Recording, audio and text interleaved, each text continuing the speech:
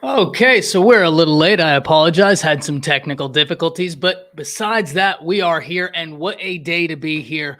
Week one of college football is just about in the books, and we have been treated to some amazing football games. Several we have got to talk about today. Today, we are going to be recapping the weekend we saw, talking about several different games, and then talking briefly about the game we are going to see tonight, Duke Clemson. That's a game that I'm really looking forward to. As y'all are coming in, be sure to hit the like button, get active in the chat. We're here to talk about college football. And if you're someone who enjoys vintage college football apparel, head on over to homefield.com. They have the best college football fan wear in the game, and you can get 15% off using code ATTS15.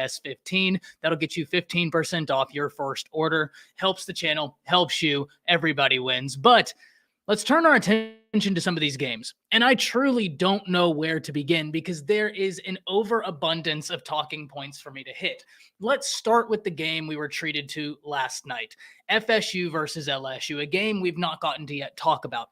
Now, I talked about this going into the weekend, and I had picked Florida State to win the game. And one of the reasons I'd picked Florida State to win the game is that LSU, while having the moniker DBU, this is an LSU defensive backfield that's trying to patch some things together. They sustained some injuries. They had to utilize the transfer portal, and that was already an area for the Tigers I was going to be watching closely. Mix that with Mason Smith not being there, though Ryan Wingo had himself an evening last night. But you can imagine what that effect would have been if you had Mason Smith and Ryan Wingo. That could have alleviated some of the pressure on the back end for the Tigers. But ultimately, one of the biggest reasons why I picked Florida State to win this game was the lack of rushing attack the LSU Tigers have been able to generate. When you look at LSU, their rushing attack has almost single-handedly for the past year gone through Jaden Daniels, and he is an incredible quarterback. Through much of that game last night, he was automatic, making things happen with his arm, making things happen with his legs. But at a certain point, if you don't have a rushing attack to offer a defense, to threaten a defense with, it makes their jobs a little bit easier. That's one more thing they can check off the checklist and say, we don't have to worry about that. Think about it like this. If you have a checklist in front of you and you're thinking, oh, well, I have to worry about getting the front yard done, getting the side yard done, and getting the backyard done all before 11 o'clock in the morning when our in-laws come, that checklist isn't as stressful when all of a sudden you look and the front yard has been checked off. That's no longer a problem. Now, all you have to worry about is the side yard and the backyard. That same logic tracks over to LSU. Jaden Daniels may be a very, very, very gifted running quarterback, and that much is true. But if you do not have a running game to offer alongside of that, you're asking way too much of your quarterback. And they have wide receiver talent. I was really excited to see the matchup of Neighbors versus Fentrell Cypress. Fentrell Cypress being a guy that FSU got out the transfer portal. Before Travis Hunter entered the transfer portal, he was rated as the #1 cornerback available in the portal. So that was already a matchup I was really excited to watch.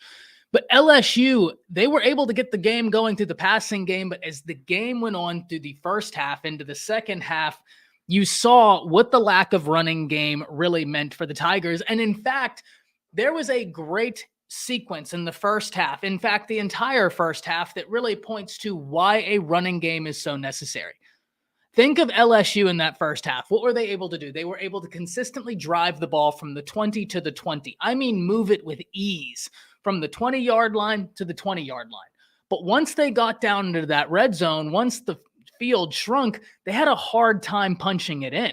In fact, if you looked, they were hanging around with Florida State, even though they had run way more plays in the red zone than did the Seminoles. The Seminoles were hanging around in this game, but if you were watching that first half, LSU was winning handedly. They just weren't capitalizing on the opportunities that were given. Florida State was even giving LSU opportunities going into that halftime where they had a drive, where they kept handing LSU easy gains through penalties. LSU basically marched all the way down the field through penalties alone, but they could not punch it in when they got there. A big reason for that is the lack of rushing attack. It gets much harder to throw the ball and throw the ball successfully when you get in close to the goal line because the field is shorter. The defensive backs, they don't have to run as long. And now all of that space that you had from 20 to 20, it's completely condensed.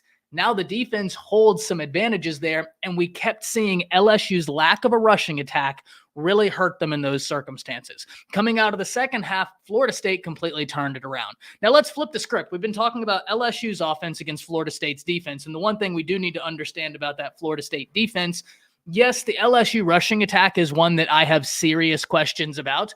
I don't have too many questions about that Florida State defensive front. I think they have some guys that are going to be playing on Sundays for quite some time. Jared Verse was awesome last night. Seeing how much pressure he was able to generate was really something to watch. But if we flip this and talk about the LSU defense against the Florida State offense, there was another player for Florida State that they got out the transfer portal that I have been trying to turn everybody's attention to for quite some time. And that's Keon Coleman. Keon Coleman is an absolute dude. His ability is actually kind of scary. And whenever I went back and was watching Michigan State film from the previous year, you could not miss him. He stuck out like a sore thumb on that team. In fact, I've said this multiple times. If you want to get a great understanding as to how gifted he is, go back and watch Michigan State versus Michigan. And all you really need to do to get a complete understanding of what happened in that game, just go watch the Keon Coleman highlights, because Michigan State did not move the ball if it did not come through Keon Coleman. And last night, we watched him prove to be an utter mismatch against those LSU DBs. However Keon Coleman wanted it, he got it. And the Florida State offense was getting pretty much whatever they wanted through the air. The only time that the Florida State passing game really sputtered is when they caused it to sputter with inopportune drops. Johnny Wilson had himself a big evening, and he didn't have a drop problem, but there were drops at inopportune times, right? Like, he had some big catches down the stretch, but in that first half, he had 2 or maybe 3 drops where it just came at the worst possible time for him to drop a ball. Drive killing drops. Now that got cleaned up in the second half. He had a huge second half, but this was a Florida State wide receiver room that got whatever they wanted on LSU. And whenever I saw that, when I saw Florida State and LSU both finding success in the passing game, but I had more faith in Florida State's rushing attack. You had Benson, the running back, who is very capable, and you still have Jordan Travis, a mobile quarterback, which gave them one more weapon on offense than did LSU have. LSU has some wide receivers you really have to like. They have Daniels, who's a very mobile quarterback. You must respect him. But if you don't have a running back to offer the defense, they're not worried. And one of the things that happened during the course of this game is one of the best players on the field ended up almost putting themselves out of the game. Harold Perkins, who served as a quarterback spy most of the evening on Jordan Travis, the problem was Jordan Travis operated from within the pocket. And so LSU took one of their best players, genuinely one of the best players in college football, put him as a quarterback spy, and the Florida State offense effectively nullified him by saying, okay, you don't want us to run. What if we just stay in the pocket and carve you up from here? It's very obvious you have no answers for our wide receivers on the outside. I mean, you don't have an answer for wide receiver 1. You darn sure don't have an answer for wide receiver 2. And I'm going to roll the dice and say you have no answer for wide receiver 3. On top of that, our running back isn't having a huge game, but he's just enough of a threat to keep that LSU defense honest. If I can keep Harold Perkins standing in the middle of the field, waiting, wondering what the quarterback is going to do, well, that just means I don't have to worry about Harold Perkins coming off the backside, screaming, trying to sack my quarterback. I understand why they put Harold Perkins at quarterback spy, because he's so gifted as an athlete that if Jordan Travis, a very athletic quarterback, goes to run, you feel good about Harold Perkins just going after him. But at the same time, if he's not running, you've effectively nullified one of the best players in college football just through proxy alone. And so Florida State's offensive game plan last night, I was very impressed with. And I don't know if they knew that it would take them that route. If they knew that Harold Perkins would be playing spy for the majority of the game and that they would be able to effectively nullify him by staying in the pocket. But that's exactly what happened. Jordan Travis, a very athletic guy, didn't need to use his legs at the degree where I think some people were expecting he would, because his wide receivers were winning the matchups on the outside at will. And that's going to be something we have got to watch throughout the season. Florida State is a team built for now. And they're a team we're going to have to watch and take serious. because they have got ability on the offensive side. Really interested in seeing how the defense keeps coming together. And that's not to question their defensive ability, but it's just week one. There's going to be growth for every team in the nation. That's to be understood. But the defensive front for Florida State, very impressive. They were able to get what they wanted there. I like some of the DBs they have. This Florida State team is going to be a treat to watch throughout the season. A huge win by Norvell. And once again, I had picked Florida State to beat LSU because I didn't have too much faith in the LSU DB room. They've had way too much patchwork done in that room. And not only have they done a bunch of patchwork in the room, they've dealt with some injuries with the patchwork they've done. The Denver Harris situation up in the air. So that was an area I was already watching LSU, was that secondary, and they proved they had no answer for any of the Florida State wide receivers. Keon Coleman put on an absolute show last night. Whatever he wanted, he got. They should have probably doubled him, but then you would have been having Johnny Wilson out there who's 6'6". There was just no answer for the LSU DB room for anything the FSU wide receiver room had. And then the other question I had for LSU was, how do you work past having no run game? None. Absolutely zero. That wasn't a threat for teams last year. The LSU running backs. I mean, they might as well just go ahead and run a offense where they have no running backs out there and just go ahead and add an extra offensive lineman or some extra tight ends. I don't know, because you're not getting anything from the running back position. And this is a continuation from a year. This is not one of those circumstances where you can say, Ty, it's week one, you're overreacting.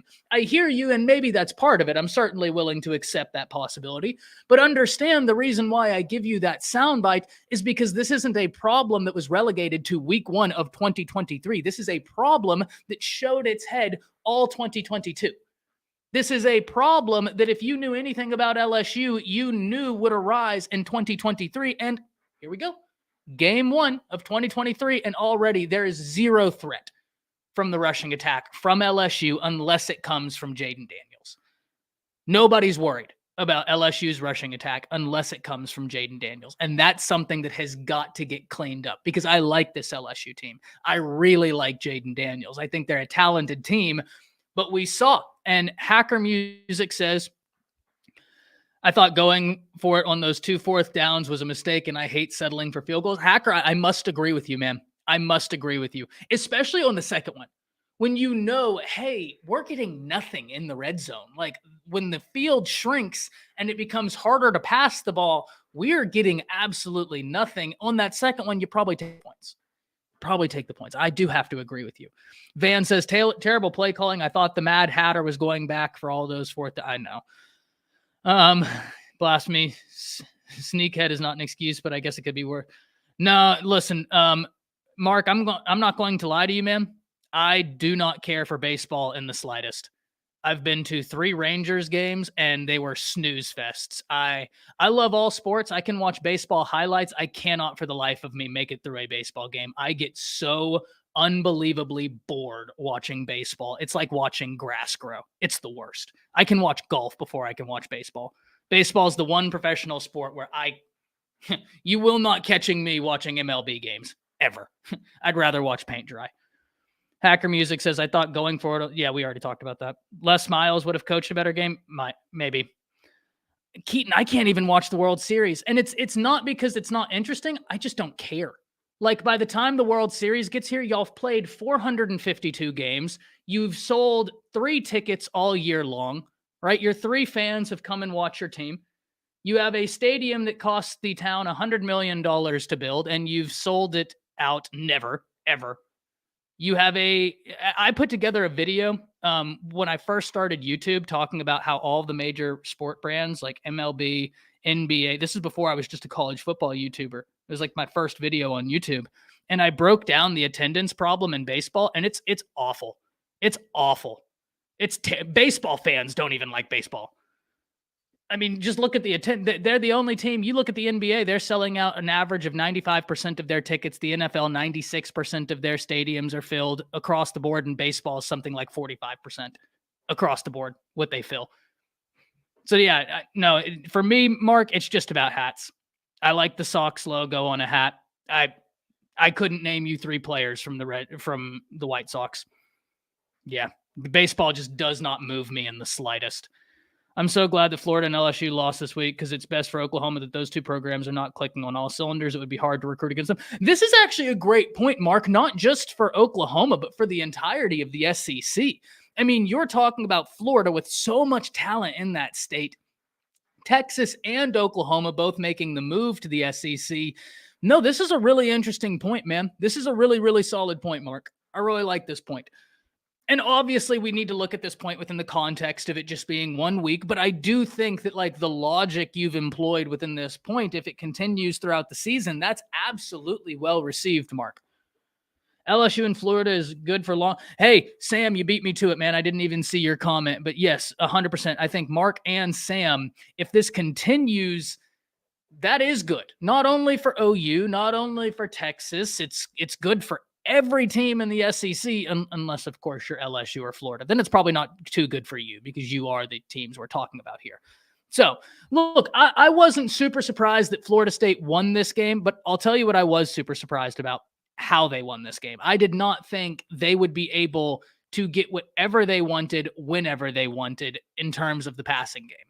I liked Keon Coleman. I thought he would be a matchup that would lend Florida State to success. I did not think that it would be one of those situations where it became, hey, just throw it in the air and we'll go take care of it, right? Like, and that's not to say Jordan Travis was inaccurate. He wasn't. I'm saying the Florida State wide receivers became so dominant. I think Jordan Travis could have started just throwing them up in the air, and Keon Coleman and Johnny Wilson were going to go track it down and just moss somebody. They were unbelievable.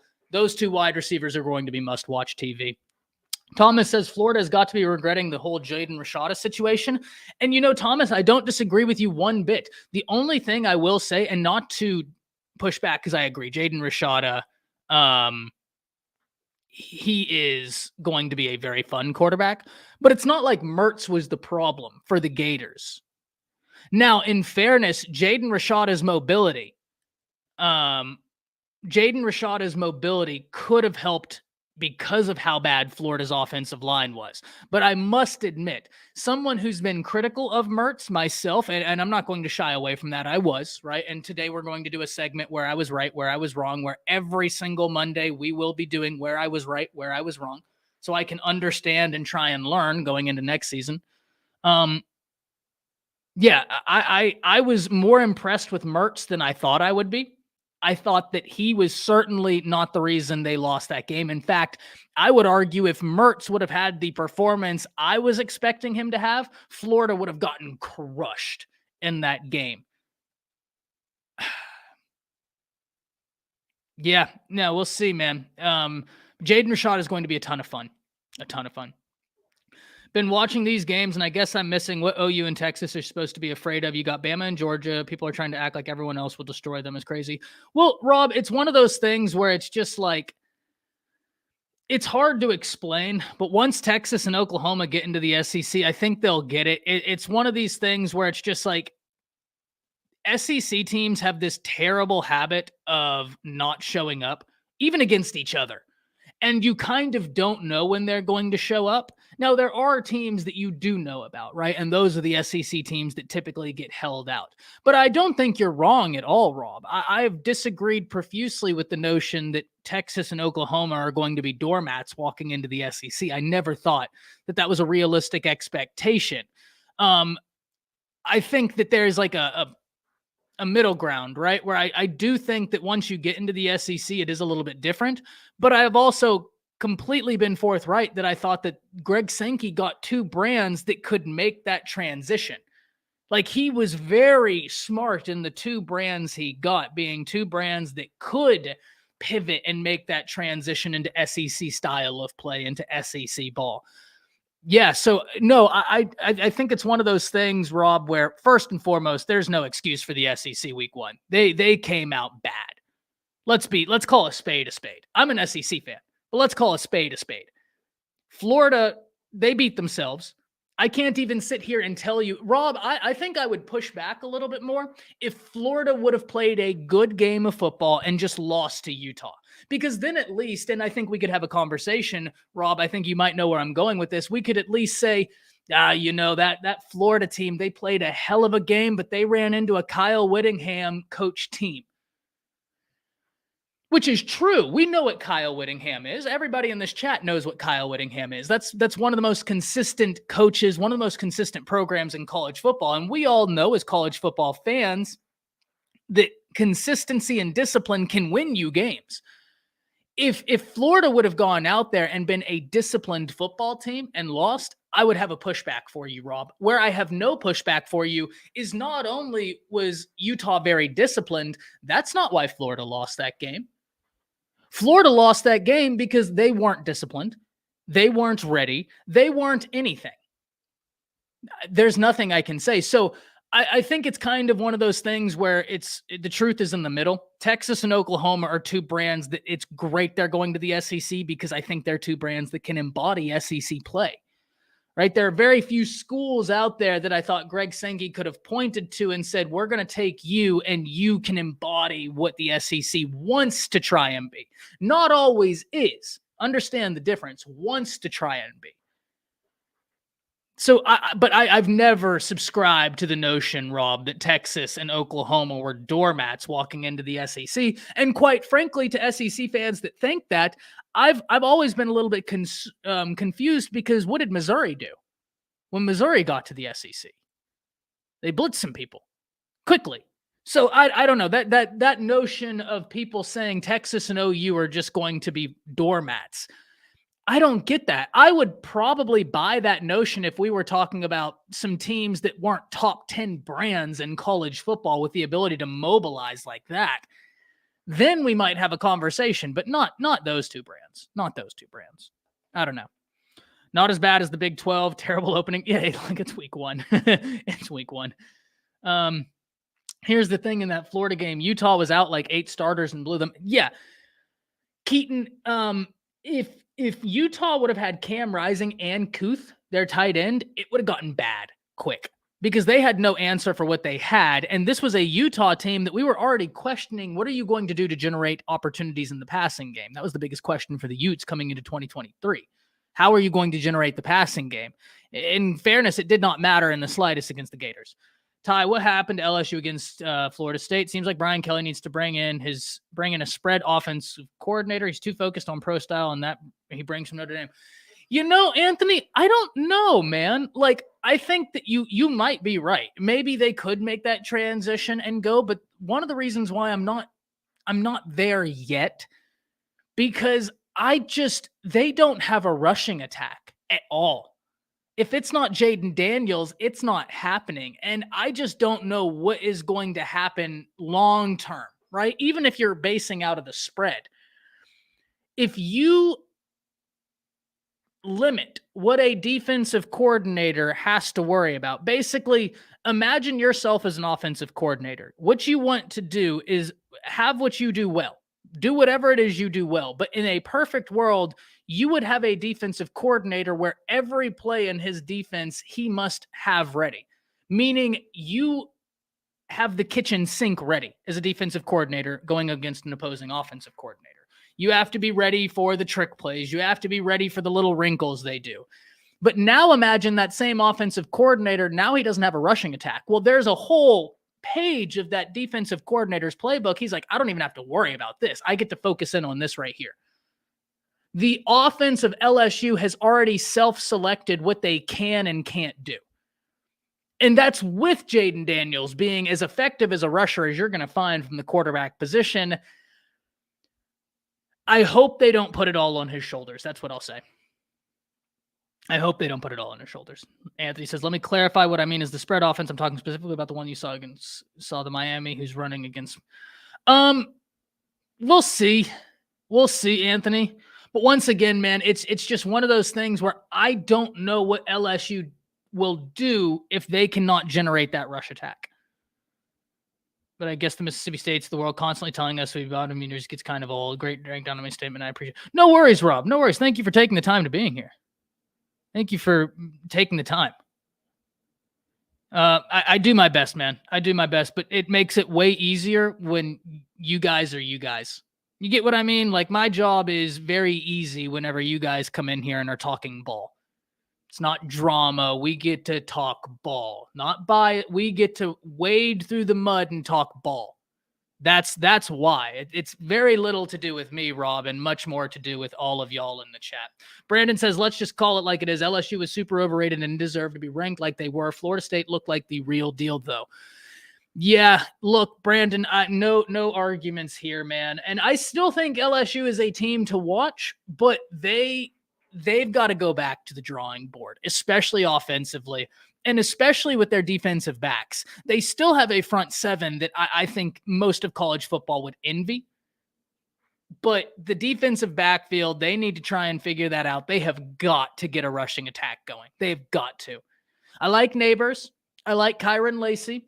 I think Aaron Anderson is going to be a very good player for them. Unfortunate that he muffed the kick last night. That was a big, big mistake. But I still think he's going to be a very good player for the Tigers. Very young, very high upside, rooting for him. But Brandon, there's no question Florida State was the better team. And ladies and gentlemen, I need someone in chat to riddle me this. How did Florida State take advantage of that game the way they did after being beaten in the first half? And they were.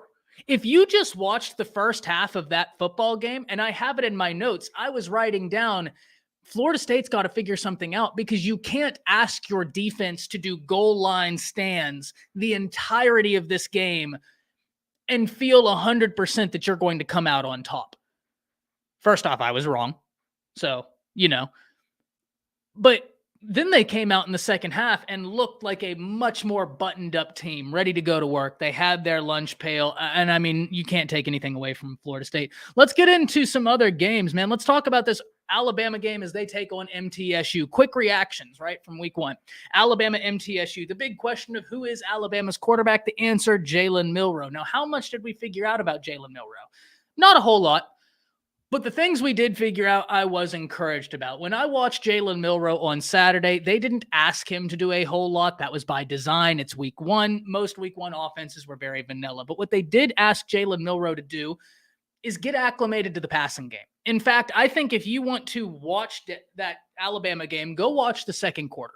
Because for much of the second quarter, they weren't running an offense where it was like asking Jalen Milroe to do what he does best, maybe some quick passes. They were more asking him to progress through, here's wide receiver 1, here's wide receiver 2, here's wide receiver 3, here's wide receiver 4. And the thing that I liked is it never looked too big for him. And once again, we're going to say all of this with the asterisks of it was MTSU.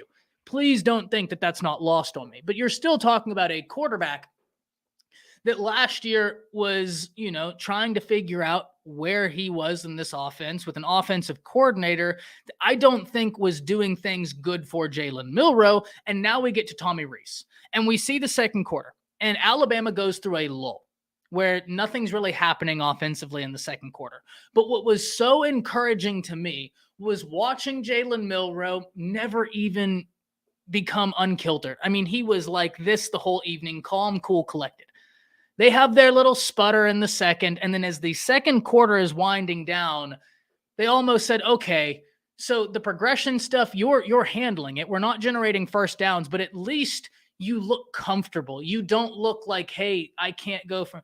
It's not what I think he's best at, but still showing that there was growth in the offseason from the passing game. But what I loved is in the second quarter when they started opening it a bit more up and he started taking some deep shots. Because out of the entire game, there were 2 passes Jalen Milroe had that I thought, you want that back. Other than that, I thought he had a good evening. I thought he had a very good evening. He's going to be as dangerous as any quarterback in the nation using his legs. That first touchdown showed that. But if he can generate deep passes the way they did, once again against MTSU, which really shows us nothing long terms. We have to see it happen next week against Texas. That's going to be the big indicator. But the fact that he was hitting them at the consistency that he was, I loved.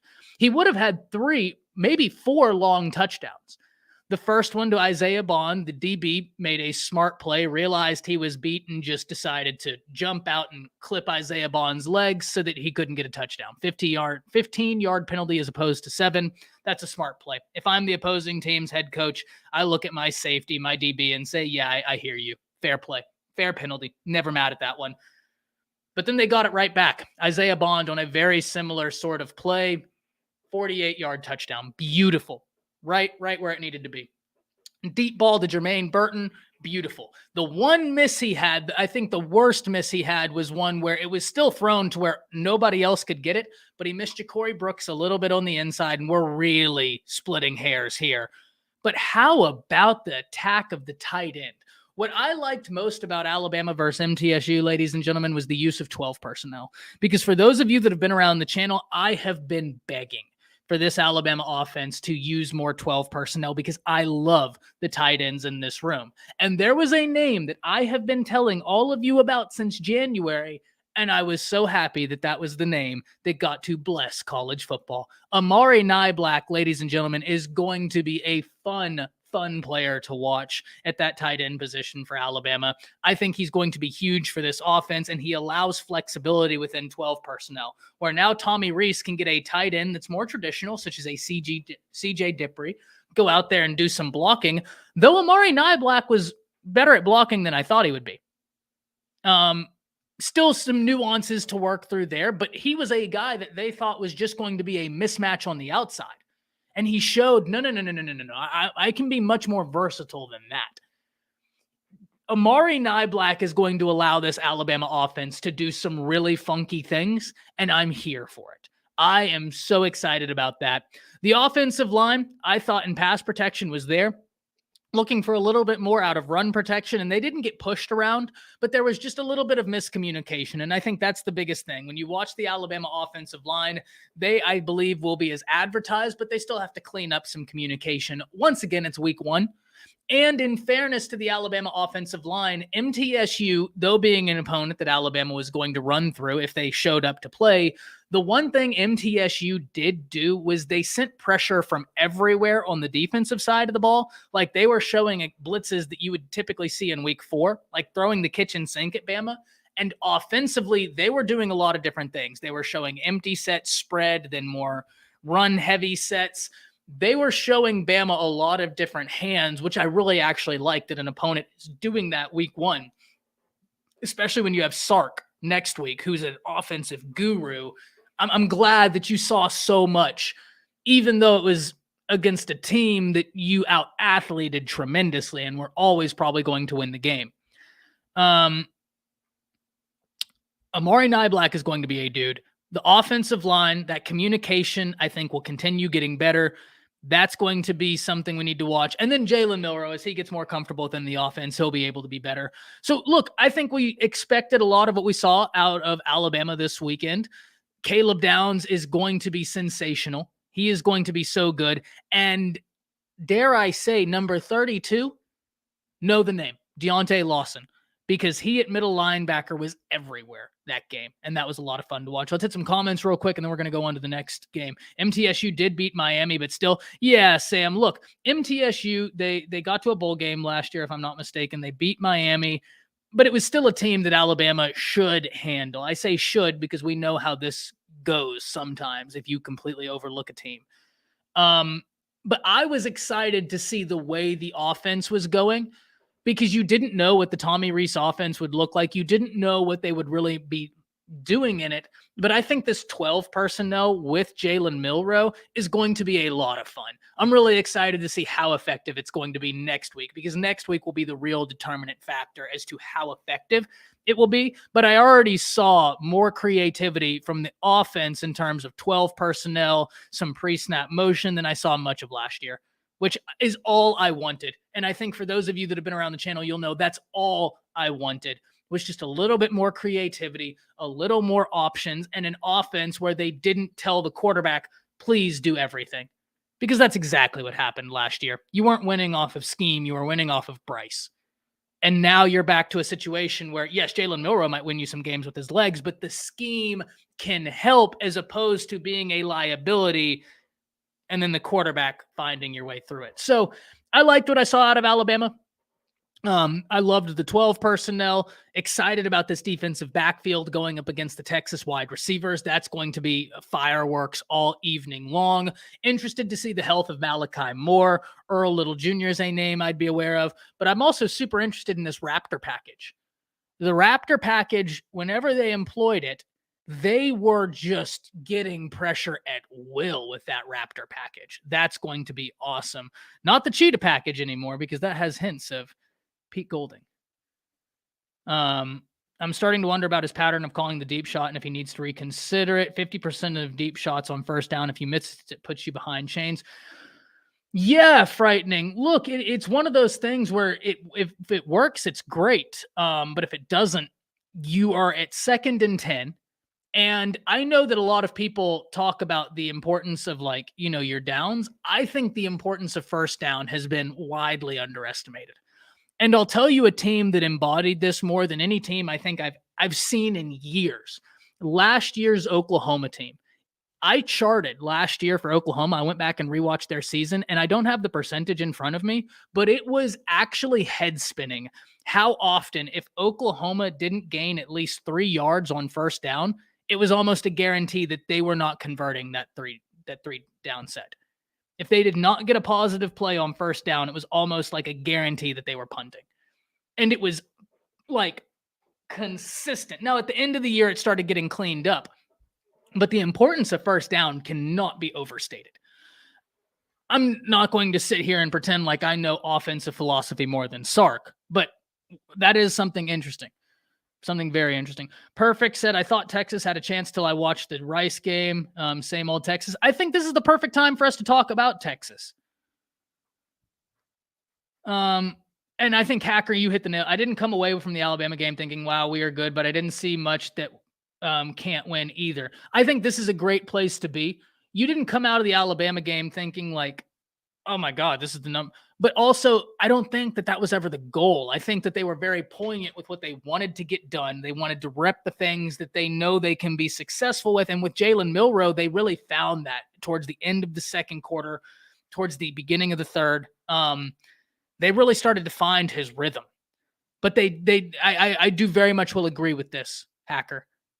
I was more pleased with this first Alabama game than I was last year. I don't know if y'all remember last year, but I was not happy. And they won, but I came on here and I was not happy. And I was like, hey, there's some things. T-Rich, you're 100% right, man. 100% right. Some of these smaller schools, they absolutely have talent. It's just the depth of it. And you've hit the nail on the head here. We can go through so many guys that are difference makers that could play Division I Power 5, but do you have 30 of them? Maybe, I don't know. Most of those smaller teams don't, right? They don't have 30 that you just feel great about. Anthony, let me get these comments. Florida State fans need to calm down a little bit. I understand the blue, and that's happened in my second year. Yes and no, Anthony. I don't remember ever watching a Manny Diaz Miami team and thinking they're a threat. I watched that Florida State team and I thought to myself, if you don't take them serious, they're a threat. So I will say, I think the Norvell FSU team is already further ahead than at any point Miami was under Manny Diaz. But Manny Diaz's Miami teams were good. I never remember watching one and counting weapons and thinking to myself, boy, you got to be concerned. I remember when Bama played Miami, people were saying like, hey, this is going to be a game. And I kept watching and I was like, they can't stop the run. Like they cannot stop the run. And if you can't stop the run, you're not going to have any success against Bama. Not only could they not stop the run, but Bama also had Jamison Williams, and they didn't have anybody that could keep up with him. But granted, nobody did in college football. Nobody had anybody that could keep up with Jamison in college football. Guy was an absolute cheat code. It is what it is. I think that listen, it's week one, Anthony. All that needs to be taken into account, but I will say they look good. They do look good. Because we also have to remember, they largely won that game off of one half of work. Florida State in the first half, The defense is why they were in the game. The defense was giving them so many big stops on the goal line, and they were being undisciplined. I mean, LSU had a drive where they went all the way down the field off of FSU penalties, and still FSU came out at halftime and waxed them. So good stuff from them. Cody Gore says, I believe that our linebackers and secondary will be far better this year. That, I think, is the one thing that I did come away with. If you wanted to ask me, Cody, the position group that, even with the notion of its MTSU, who impressed the most? Inside linebackers. There was a noticeable difference in explosiveness and athleticism at inside linebacker. And that's with Jahad Campbell sitting out, resting. And I think Jahad Campbell is the second most athletic inside linebacker on the team, behind Deontay Lawson. I don't know if he's the second best, but I think he's the second most athletic. Thomas says, I mean, you can say FSU needs to be calm, but depending on how Cade Klubnik looks, they might run the table. Oh, tonight's going to be great. By the way, guys, I'll let y'all know we're probably going to do tonight's stream tomorrow because it is Labor Day. Y'all enjoy your day with your families. And we have college football this evening. So we'll probably do tonight's stream tomorrow. That way we get the evening stream of all the guys totally talking about week one of college football. Are you shocked it's your linebackers and the best position groups on your defense when it's usually your line? Actually, Anthony, not this year. The defensive line, I think, has the ability, but we need more names as a Bama fan. You've got to have more names show up. Otis is a problem. Otis is that guy. Aboigbe is a problem. Aboigbe is that guy. But we need names showing up outside of Aboigbe, outside of Otis, consistently for it to be the defensive line I want it to be. Now, the outside linebackers are spoken for. Dallas Turner, Chris Braswell, Condarius Robinson, Keanu Koch, Alexander. I mean, they've got so much five-star talent at the outside linebacker position that it's a little bit unfair. And Keon Keeley, I think, is going to be a name to watch. But that's the linebackers I'm very pleased with. And Cody, this is the last thing I'll say about this Bama game because I do want to talk about this Texas game. Cody says Caleb Downs had 8 tackles and Lawson had 7, a lot of gang tackling. That was the first time since 2017, 2018, I saw an Alabama defense competing with each other for who was going to get the tackle. That's not something I've seen from a Bama defense here recently. And what I mean when I say that is it wasn't enough for one guy to make contact with the ball carrier.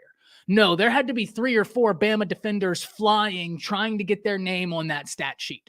Like they were competing with each other for violence. And that's what you want.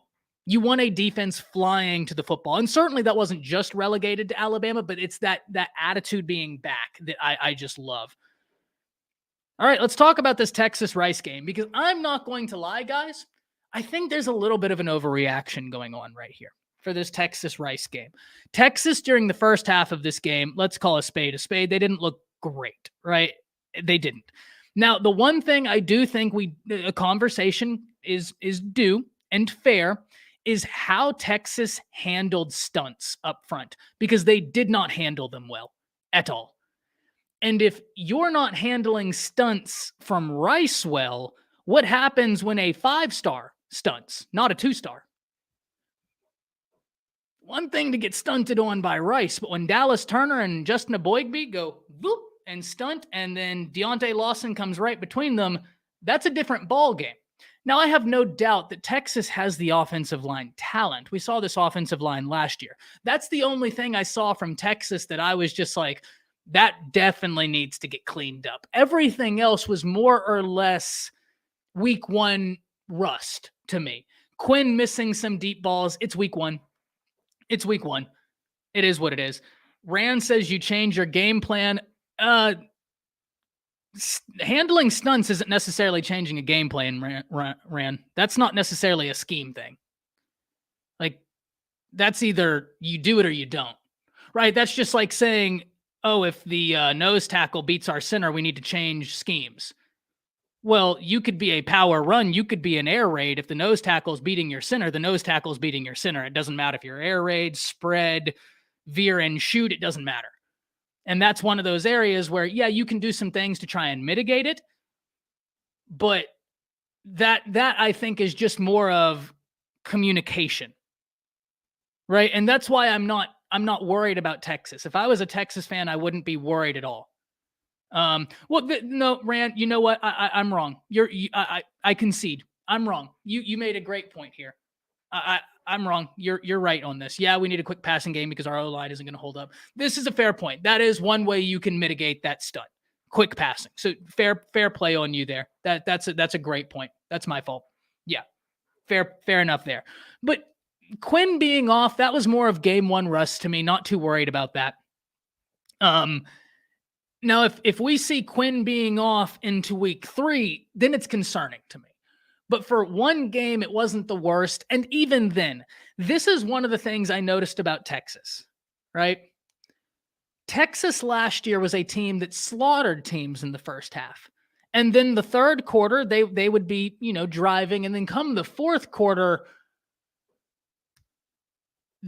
almost consistently, Texas lost the fourth quarter of most games last year. Like there was a scoring breakdown where Texas would just be killing teams in scoring differential in the first half.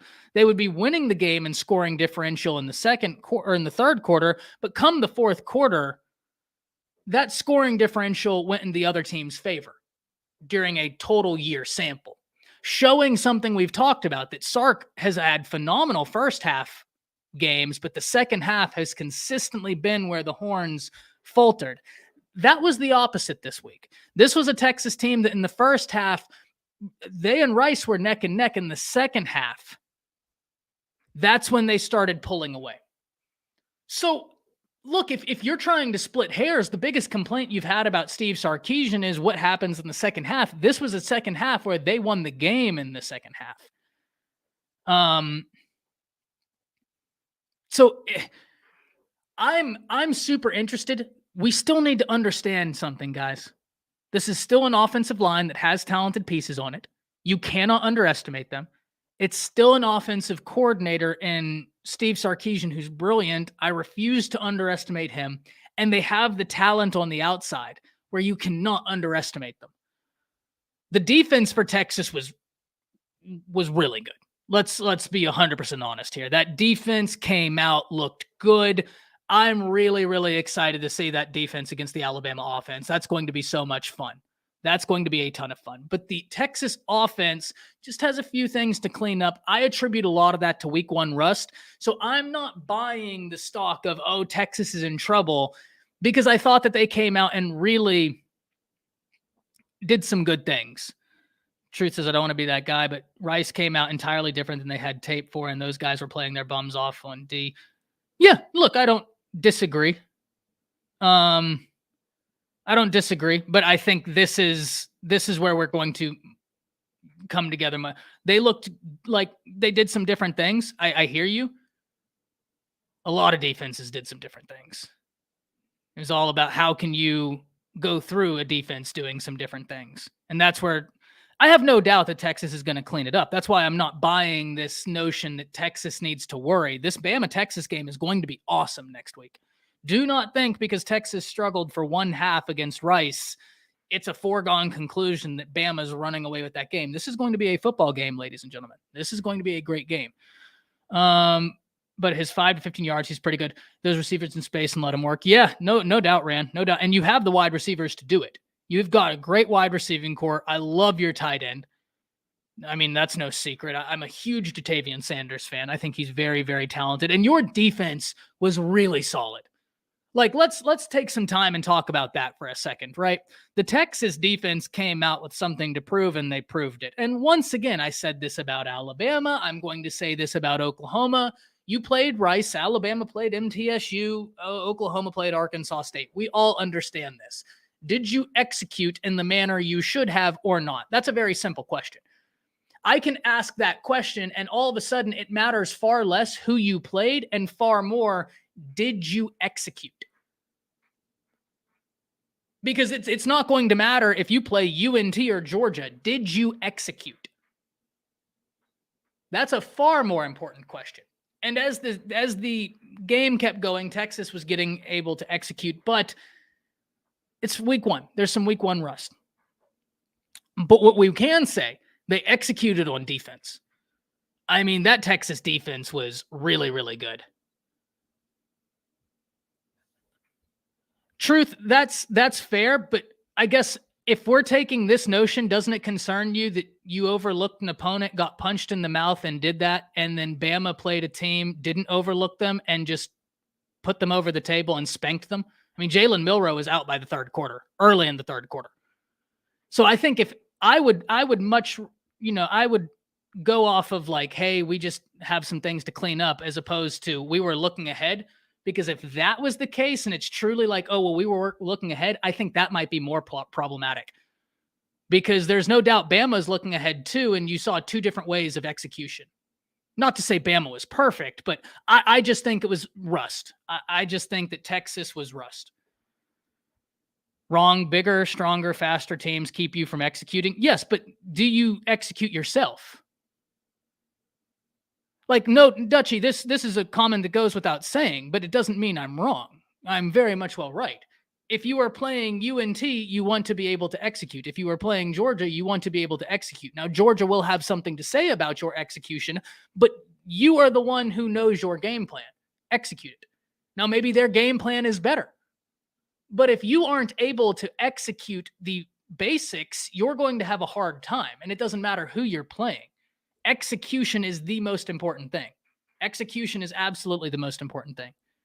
We understand that a bigger, faster, stronger team will be more difficult, but the question wasn't, are better teams more difficult? The answer to that is obviously. The question is, should you be concerned about this, that, or the other? Well, it's all bases on the execution. Fair point. Fair point, Truth. Fair point. Mag struggling after a blowout. You started their seasons playing ranked teams. True. Texas has been preparing in fall camp, but probably didn't prepare until week of. Well, maybe. I mean, I think then, Mike, it also goes back to, I'm sure Bama did the same thing, but then one of them executed. So if you can't, and let's be honest, if you're calling a halfback dive and you can't execute a halfback dive, I don't care if you've been preparing for Mother Teresa and the Sisters of the Poor. If you can't execute a halfback dive, it doesn't matter if you've been prepping for Harvard. So that's where I think I'm kind of lost, and I don't buy the, oh, we looked ahead. You guys called a vanilla game plan. So if you were looking ahead and you couldn't execute vanilla, that, in my opinion, is more problematic. Because it doesn't matter who's in front of you. If you couldn't execute a halfback dive,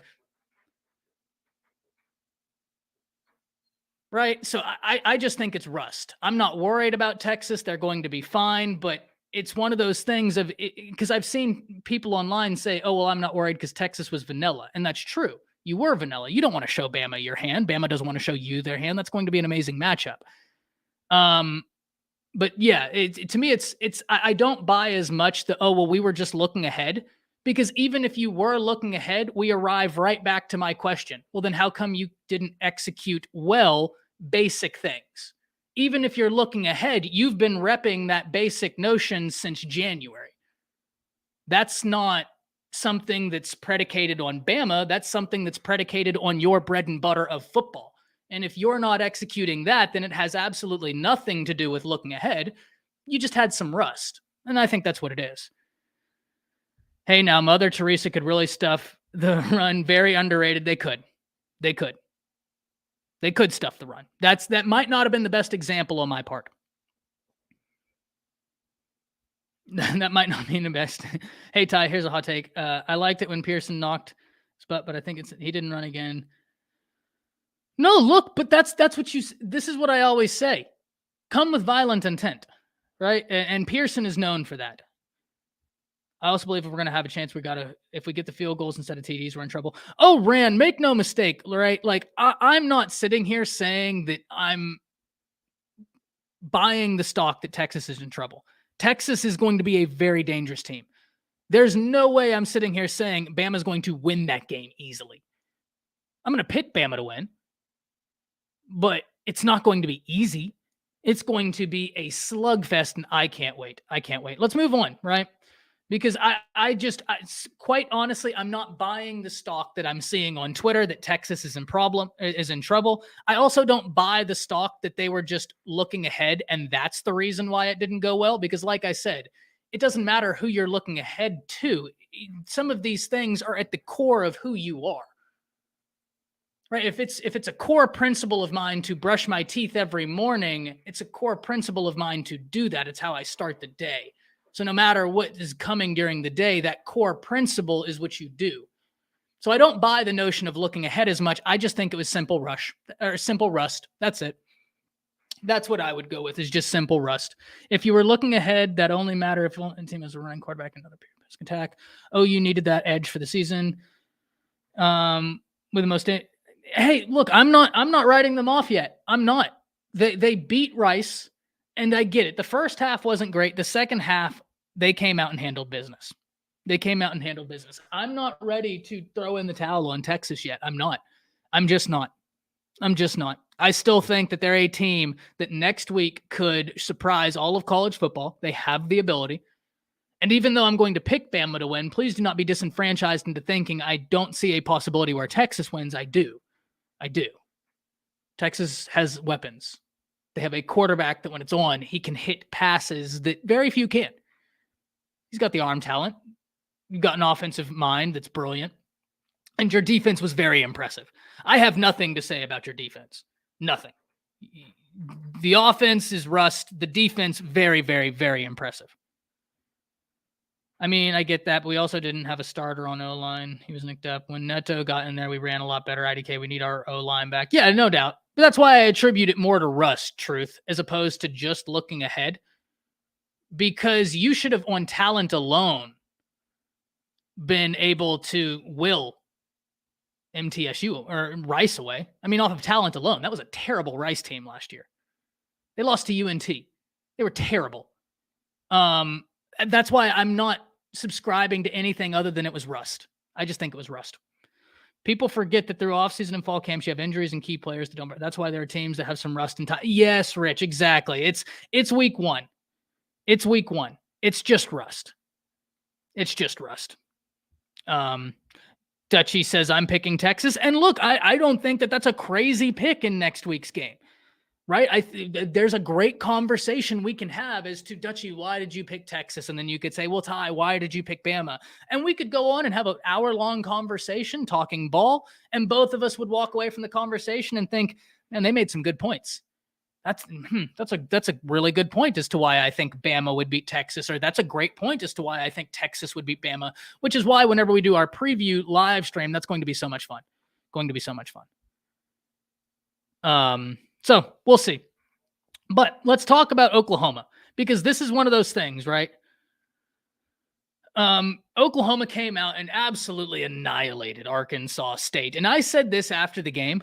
It would have been impressive if Oklahoma won 42-0, because you held an opponent scoreless and you went out there and executed. And that's why I wanted to bring out, I don't care who you played week one. Obviously, there are going to be people who play better teams, right? LSU played a far better week one opponent than did Alabama. You will never hear an argument of that from me. So I do feel like I know a bit more about LSU than I know about Alabama. But at the end of the day, the biggest question for week one of college football is, did you produce with what you wanted to do? Were you able to get what you wanted to do done, regardless of who you played? And Oklahoma, I mean, there's not much to say. They went out with Arkansas State, a team that they should beat, and they beat them handedly in every phase of the game. Now, next week's game against SMU, you're getting a much better opponent. We will have some more questions answered. But in a week where the most important question is, are you able to execute on the game plan we put in front of you for these 4 quarters? The answer was yes. They were able to execute on the game plan that was put in front of them for 4 quarters. That's all that week one is about, in my opinion. Unless you lose, in which case week one is about your season being over. But that's neither here nor there. That's the biggest thing, right? Can you execute? Which is exactly why, guys, I'm saying I'm not buying the stock into Texas falling off, because in that second half, the execution was much better. Much better. And the defense for Texas, they executed all the way through. So for Oklahoma, if we would have seen Oklahoma win that game 42-0, we would have came out and said, man, Oklahoma got an impressive win. It's Arkansas State, but impressive win. If you do it 73-0 and you put up the offensive stats you do, there's not much to say, especially offensively. There's nothing to say. DG was automatic. And I think that the one thing you can take away from the Oklahoma game, if you're an Oklahoma fan, you've got to love the instant chemistry DG and Andrell Anthony had. Because that was the one area, and hey, right here, I questioned. Not the talent in Oklahoma's wide receiver room. I wasn't questioning that. I like LV Bunkley Shelton. I thought Petaway was a fantastic addition. I really like Jaleel Farouk, and I like how they utilized him last year, kind of as a chess piece. Gibson, very high talent. Anderson, very high talent. So it wasn't the talent I questioned, but it was who. Who will step up? And seeing a guy that hasn't been there for a year come in and have that instant rapport with Dylan Gabriel, I thought that that's one thing where you could genuinely take away from that game and be like, that's impressive. Seeing that your quarterback already has that rapport with his transfer wide receiver, that's impressive. You love that. Love that for them. So yeah, Oklahoma, look, they won the game exactly how you would have wanted and some. They have really solid running back play. They have some wide receivers you got to be excited about. DG looks like a veteran quarterback, which is exactly what you want to see, man. Him look veteran. And the defense, look, you had them out of sorts, and your defense held them scoreless. It was week 1. So no doubt that there were probably plays where your defense maybe didn't do something right. That happened everywhere. That's why I'm so excited about that SMU game, because that's another game that OU will win. They should win. But SMU, I mean, they're going to test OU in a manner that Arkansas State just didn't. And we will get some more answers, which is great, which is absolutely great. But there's nothing you can really take away from the Sooners off of this win. You handled business exactly as you should.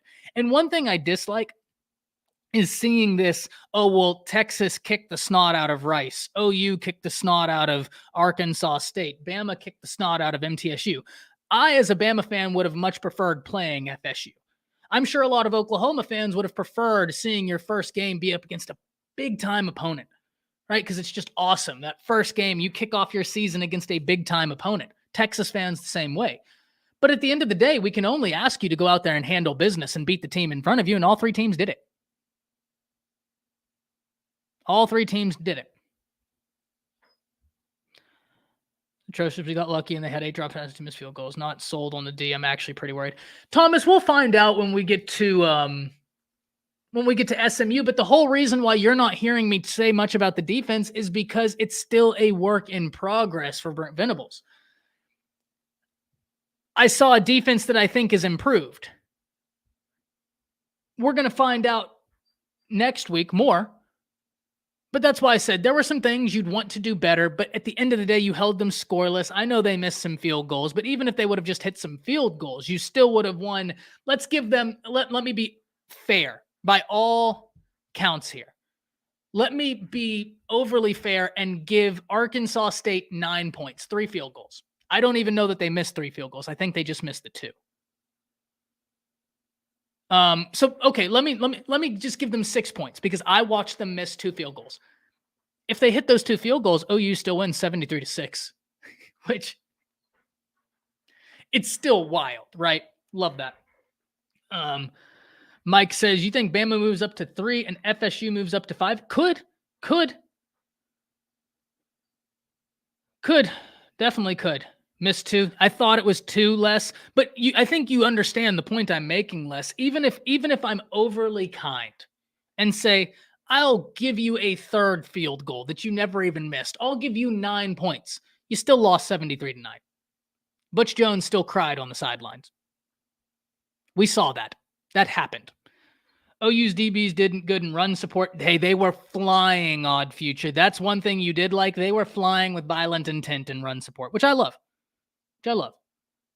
I think linebackers played better. Taking off the scrunch is the hardest thing you can do. Yeah. This is the last point I'll make because I did want to hit this and I was actually forgetting about it. So thank you very much. Ark State was in max protection the whole game, and Trout was getting rid of the ball quick. They did designate a lot to protection. So we'll find out more about Oklahoma's defense as the season goes on, but I don't think there's a reason for anybody to say, oh, I'm worried about our defense week 1. You didn't lose. You won. You held them scoreless, even if they hit 3 field goals, one of which they never even attempted. But because I am a kind person, I'll give you another field goal. Even if they hit 9 points, you won 73-9. It's about all you could ask for a defense that's still a work in progress. And they are. They are. You don't change schemes that drastically and expect it to happen overnight. It's going to be a lot of fun watching this defense progress. Let's move on, right? A game I already talked about, but we have got to talk about it just a little bit again.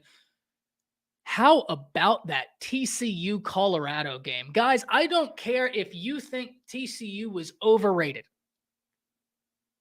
Let's understand something here.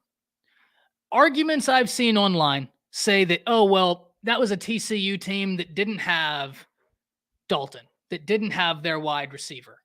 It was a TCU team that didn't have some of the weapons that they had last year. It was a TCU team that didn't have Garrett Riley. All things are true. I grant you this.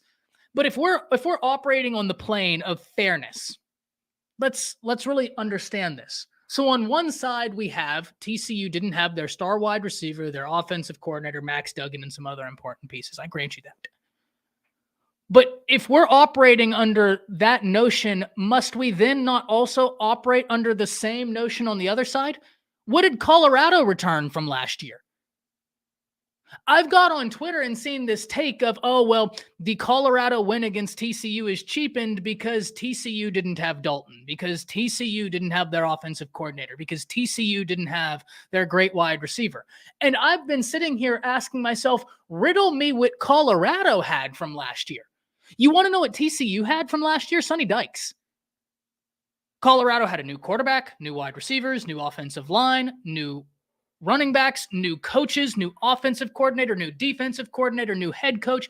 So if we're going to talk about what was new for TCU, we cannot do that and operate under this thing saying we're in the interest of fairness and objectivity if we don't also acknowledge Colorado is a brand new team. That argument for TCU does not move me at all. None. Zero. Zilch. I think there are other arguments you can make to say TCU wasn't that team. That's not the one. The reason it's not the one is because that same logic applies both ways. Only one team returned a head coach. So even if you're arguing TCU didn't have continuity, they had more continuity than Colorado. What are we talking about here? TCU had more continuity than did Colorado. So do I believe TCU is overrated? Yes. Yes, I do.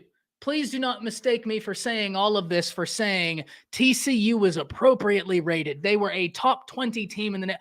I don't know that they were, but that doesn't diminish how impressive what Colorado went out there and did was. First off, they were supremely disciplined. Supremely disciplined. They were supremely well coached. The Colorado Buffaloes were on all phases of the game. They were well coached. So you can tell me TCU didn't have Max Duggan. They did have Sonny Dykes, who was there last year, who coached in a national championship, and he got out-coached by Coach Prime, who just got there. He got out-coached. How's that for continuity?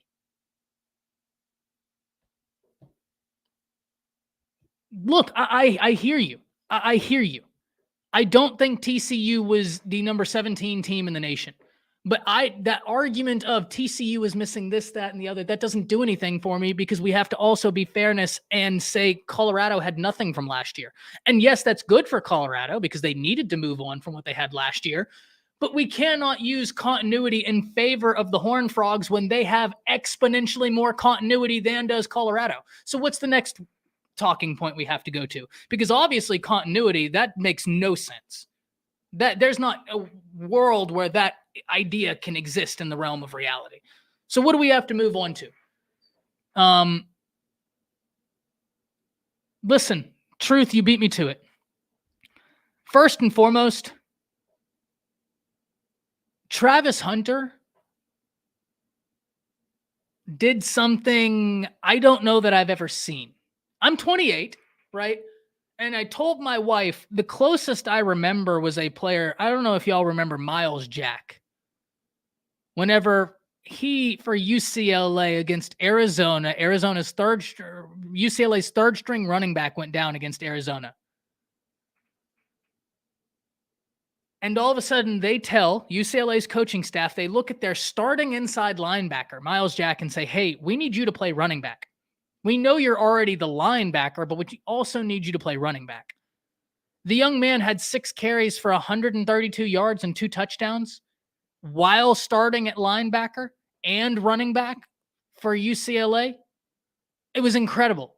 I remember watching UCLA versus Texas. I had to go to that game because I had to watch Miles Jack in person. I had to. I was such a big Miles Jack fan in college because it was just like, dude, you are not normal. And how is everybody in college football not screaming for you to be one of the, I mean, it never made sense to me. You want to know the only difference? Travis Hunter had over 110 snaps.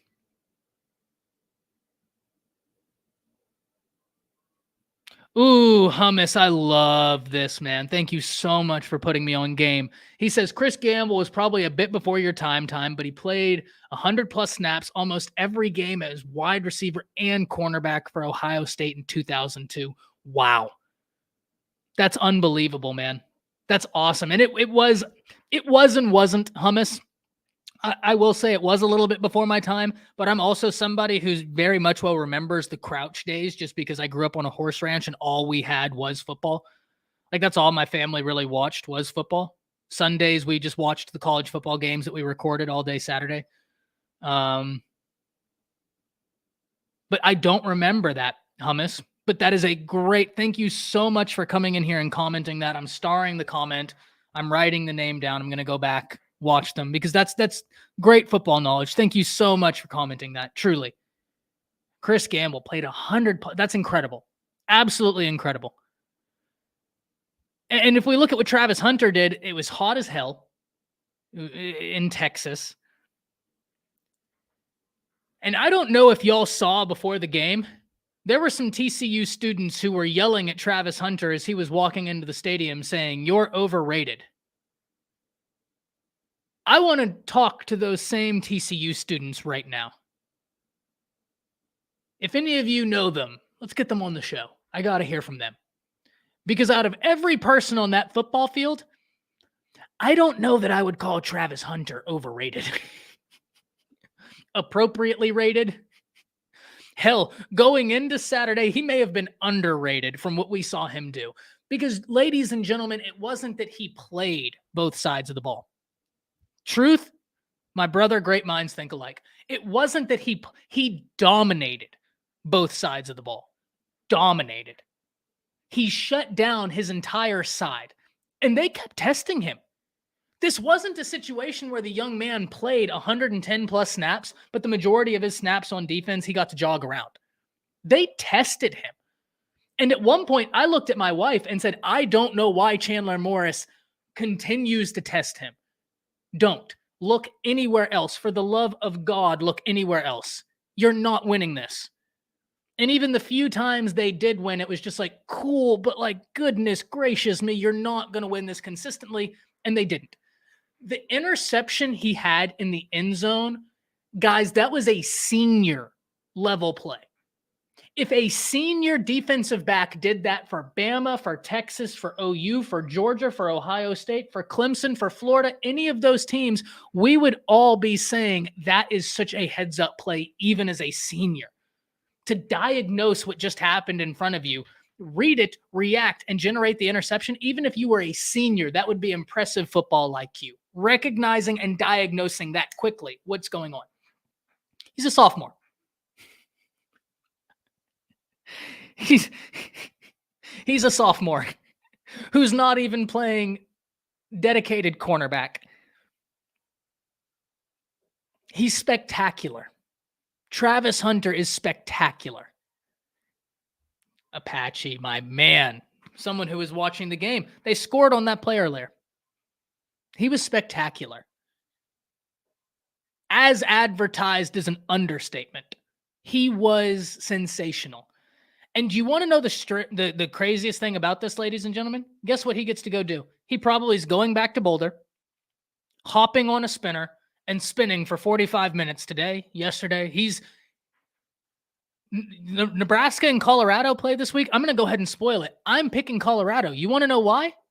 You want to know why I'm picking Colorado? Because Nebraska has to go play them at altitude. Did you just see that Colorado team when it was 115 degrees in the shade with humidity, no altitude? They looked fast and they looked conditioned. Now give them an altitude. God have mercy upon that Nebraska team because they got speed and they are well conditioned. They are going to go against Nebraska. They are going to go quickly against Nebraska. And I'd imagine they're going to aim to tire that team out real fast. And I don't think Colorado is going to get tired. Lester said, not sold on my team until I see them play Texas. Guys in the backfield out of position at times and good offense have made them pay. Did see an improvement, which I like, Boomer. And Truth, you hit the nail on the head. Oh, you looked much improved. Truth, but that's not fair. It's like they have extra oxygen boost everywhere else. Did you see Holly Rowe with the oxygen container? That was so funny to me, man. I laughed so hard at that. But that's exactly why I'm picking Colorado. Even if this game was in Lincoln, I'm not going to lie, I'd probably still pick Colorado. Guys, I was very impressed. Now, that's not to say I think Colorado is going to win a college football playoff game. I don't even have them winning the Pac-12 because the Pac-12 has some teams in it this year. Oregon kicked the teeth into Portland State. I mean, guys, you know me. I love defense. I love hard-nosed football. That was someone's child out there on that football field. That was a child of God that Oregon just did that to. That's not right. That was tough to watch.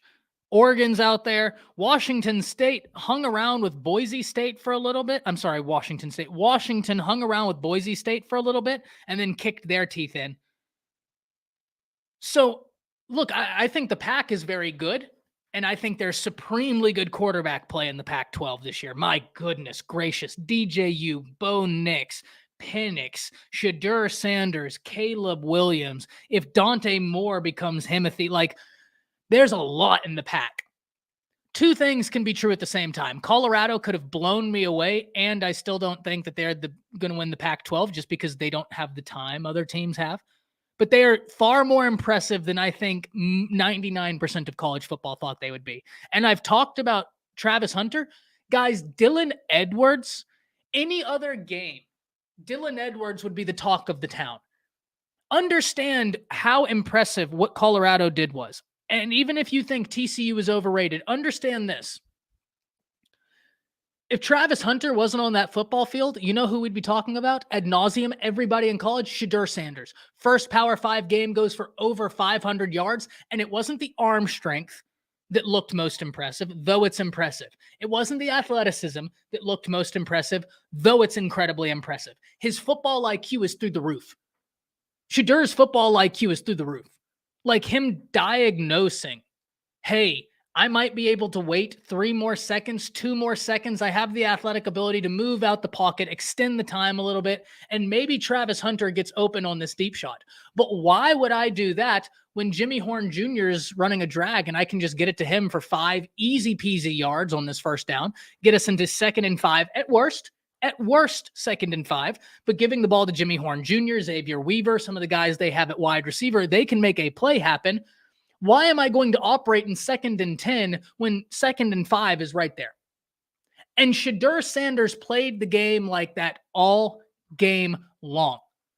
He took what the defense gave, and then when he kept doing that, they had to sink in, say, we can't let you beat us underneath anymore because we're not getting you off the field because you're extending drives by taking. Then they started hitting him over the top.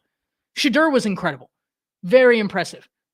So if Travis Hunter wasn't on the football field, the talk of college football was Shedeur Sanders. If Shedeur Sanders wasn't on the football field, the talk of college football would have been Dylan Edwards. And what he did as a true freshman in his debut.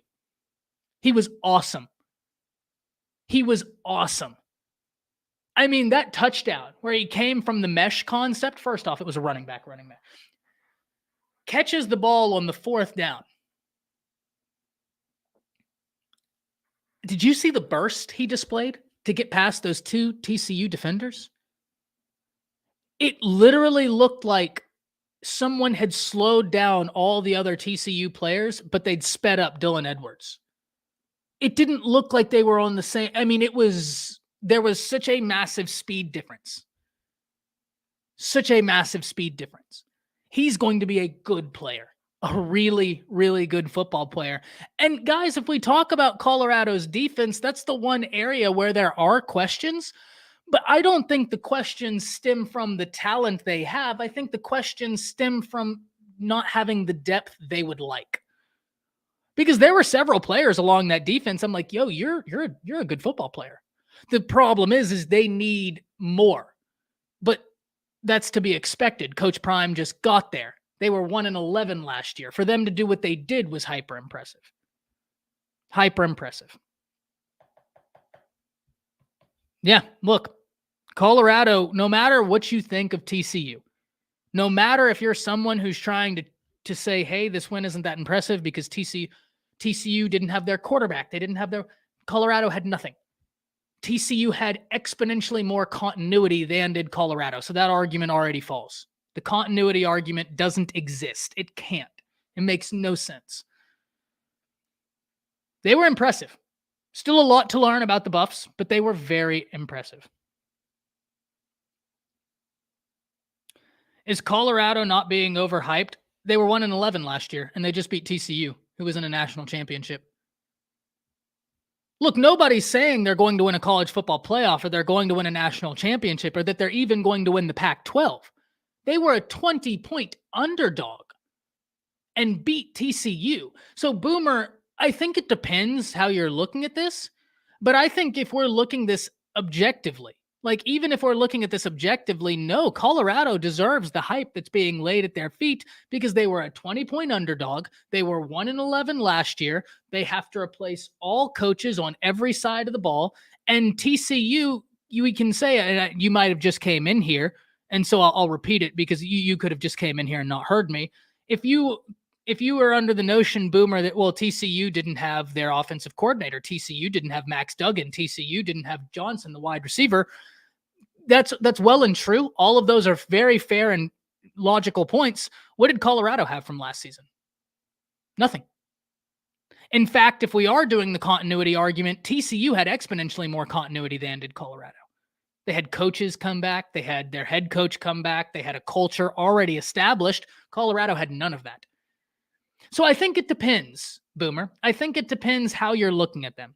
If you're looking at them as a team that was 1-11 last year, then no, I don't think you're looking at them as they're being overhyped. Now, if you're hearing people saying Colorado is going to win a national championship this year, I think that is much. I don't have them winning the Pac-12 championship, but I don't know how you could not be just very impressed with the Buffaloes. Thomas said, I hate Thomas. Here's what I'll say. That happens everywhere.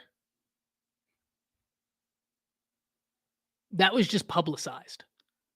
But I had a former roommate who played football for UTSA. And he would tell me they had transfers from every Power 5 school you could imagine. He'd talk to transfers that had gone to the lower level from that school. And you want to know what he told me? A lot of the times the player will call, or the coach will call the player in the room and say, hey, if you want to stay, you can. But if you want to play college football, might not be done here. You might need to hit the transfer portal. You only have 4 years to play, assuming you don't have red shirts, gray shirts, medical. You only have a finite amount of time. And so if you're not going to play here, I'd much rather a coach not waste your time and burn your 4 years. Because my other roommate, that's what happened to him. A coach wasted his time and burned his 4 years. And it's an uncomfortable conversation, but it is one. It is one. It kind of gets me in the Tez Walker situation. Do you know how beyond the pale it is that young man can't play college football? The man transferred from Kent State to UNC January 9th. Okay, remember that date. January 9th, Tez Walker transfers to UNC. January 11th, the NCAA puts out a rule saying if you've transferred twice, you have to sit out a year. They tell Tez Walker, you have to sit out a year because you transferred to Kent State from somewhere else and then transferred from Kent State. How in the world can you hold someone to a rule that wasn't even out yet? That's the first thing. How that'd be just like it being perfectly legal right now for you all right now to go into your kitchen and get a glass of water. But 3 days from now, I make a rule saying water is illegal, and then I go and arrest people that have been drinking water every day before that rule. It makes no sense. It's dumb. It's the NCAA. Everything they do is dumb, but this is especially dumb. And then I call into question his 2-time transfer status. Literally, he has transferred 2 times. Yes, I'm not trying to lead y'all astray and say the young man has not transferred twice. He has. But let's understand the nuance and context, because life isn't black and white. Life is full of nuance and context. The young man went to college and instantly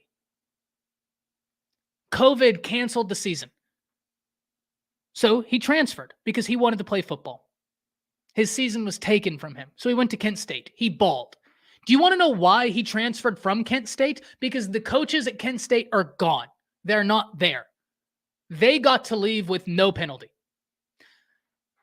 It kills me, and I hate coaches who do this all across the board of, oh, well, we want you to be all about us. You have to be all about us. I have seen y'all move at the drop of a hat. We don't have to be all about you. That's a perfect world. But how many of those kids did the Kent State coaching staff go out and recruit and say, yes, sir, I will be coaching your son next year? And he wasn't. And I'm not blaming the Kent State coaches for taking opportunities. Understand that. I'm not blaming coaches who are signed, go out, recruit, and tell the parents, I will take care of your son. I will be there to coach him, and then leave for another opportunity. I don't blame you for taking opportunities. But if I'm not going to blame the coaches, and if they're allowed to do it, and if they make promises to minors, how in the hell are we blaming the players for just doing the same thing that the coaches do? And guess what? One of them are getting paid millions. I don't know, man. That Tez Walker situation does not sit right with me. It pisses me off. It's stupid.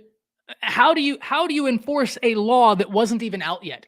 And when the dumbest thing about this is when UNC asked the NCAA, hey, how can you say he can't play? You put out that rule 2 days after he transferred. He was operating under the assumption that he was free to play. That was the rule y'all had at the time.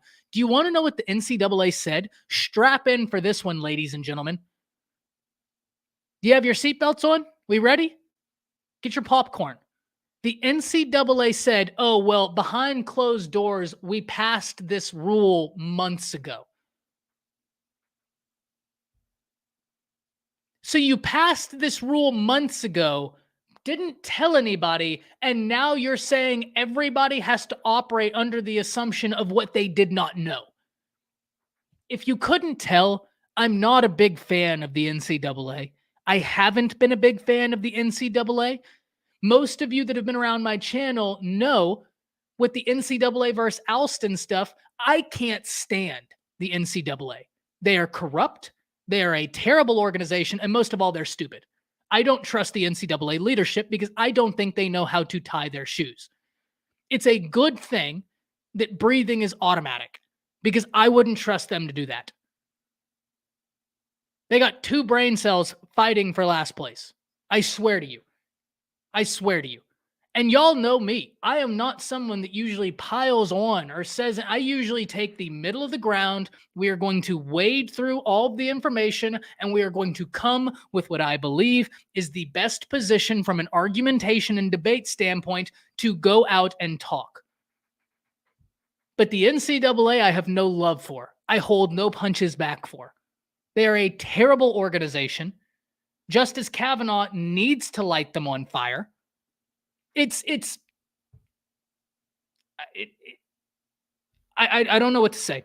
I genuinely don't. And I think I get so upset about this is because I came from the legal world. And I know this shit is not as difficult as they make it seem. I know that because I was doing it. I wasn't a lawyer, but I was working for lawyers, helping them prep cases, doing moot court. The only thing I never did was go to law school. That's because I decided I hated working in law firms. Couldn't stand it. But to tell a young man, hey, we told you when you transferred you'd be good to play, but 2 days later we're taking that away from you because we decided in a McDonald's 7 months ago in some town, God knows where, we weren't going to let players transfer. You're punished for that. It makes no sense. It's not fair. It's stupid. Like it. I'm sorry to have derailed the conversation, guys, but like it got me into a much bigger conversation about just the way college football is viewed. And I understand a lot of people are frustrated with the transfer portal. I get it. I understand it because college football is a game built on traditions. But how in the world are we not seeing a problem with the fact that entire coaching staffs can walk into a kid's living room, look at the mother and the father and say, I'm going to take care of your kid, and then take another job? And understand, I'm not mad at the coach for taking another job. If an opportunity presents itself, please, by all means, take it. But if we understand that reality for the coaches, why do we then tell the kids you are stuck? You are sold a bill of goods that no longer exists, and you are stuck in the situation you're in. But the adults in the situations, the one that were supposed to be there taking care of you, they prove to you that their word means nothing. And it's not their fault. It's not the adults' fault their word means nothing. It's the NCAA's fault that their word means nothing, because they can go from job to job to job to job, going into these living rooms, telling these parents, we will be there for your child, but the children are the ones that get screwed. These young men are the ones that get the short end of the stick, because the NCAA decides that all of a sudden you can't transfer twice. It'll hurt the game of college football. Ladies and gentlemen, the free market will correct itself. I very much well believe this. If the NCAA never put any, if the NCAA did nothing with the transfer portal, do you want to know what I believe it would happen? In 4 years, we would see everything kind of come back to where it is. It would be a bell curve. The transfer portal opens up. You see a ton of players entering the transfer portal. But as time goes on, you would see things start coming back down, because unfortunately, there would be a lot of young men enter the transfer portal, not find a home. And after a few years of a trend continuing, people would look up and say, hey, is it worth it? But to not give them the opportunity that others are given, the people in the room that tell the parents, we will take care of your young kid, it doesn't make sense to me. And the Tez Walker situation, once again, I'm sorry. It pisses me off. Like it really pisses me off. For him to be on the sidelines last Saturday night watching as his team goes out there and balls, it's sickening. He's done nothing wrong. Football was taken away from him from a pandemic. And then he transferred when the rules allowed, and you decided they don't work anymore. They're not allowed anymore. And instead of grandfathering him in, which would have been the easiest thing to do, the thing that pisses me off the most about this, guys, and then I promise I will move on. I promise I will move on after this point. The thing that pisses me off the most about this is it would have been less work for the NCAA to just sign the paper and say, yeah, you transferred before this rule was public, you're grandfathered in. They're creating more work for themselves. The NCAA, the exact organization that sat on their hands and instead of doing work with NIL and the transfer portal did nothing. Now all of a sudden they want to do work. Now all of a sudden when the easy route is there, just signing the damn paper and letting him play football, now the NCAA wants to do work. Why? Why? I don't get it. I don't get it. Makes no sense to me. No, I haven't, Day. We're gonna go over the next weekend's games probably tomorrow and on Wednesday. Today's more of a recap stream and me getting some demons out right now. Yeah.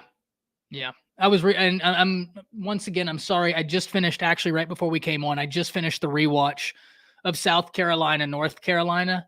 And so I pissed myself off this morning rewatching that game and watching that young man on the sideline as he has done nothing wrong. Nothing. He should be able to play. Kid had almost 1,000 yards for Kent State last year. You don't think he'd be a difference maker? The young man could play himself into millions of dollars, getting generational wealth for himself and his family, and y'all want to mess around over a rule that you passed 2 days after he transferred. The organization that never wants to do any work now all of a sudden wants to do work. I don't get it.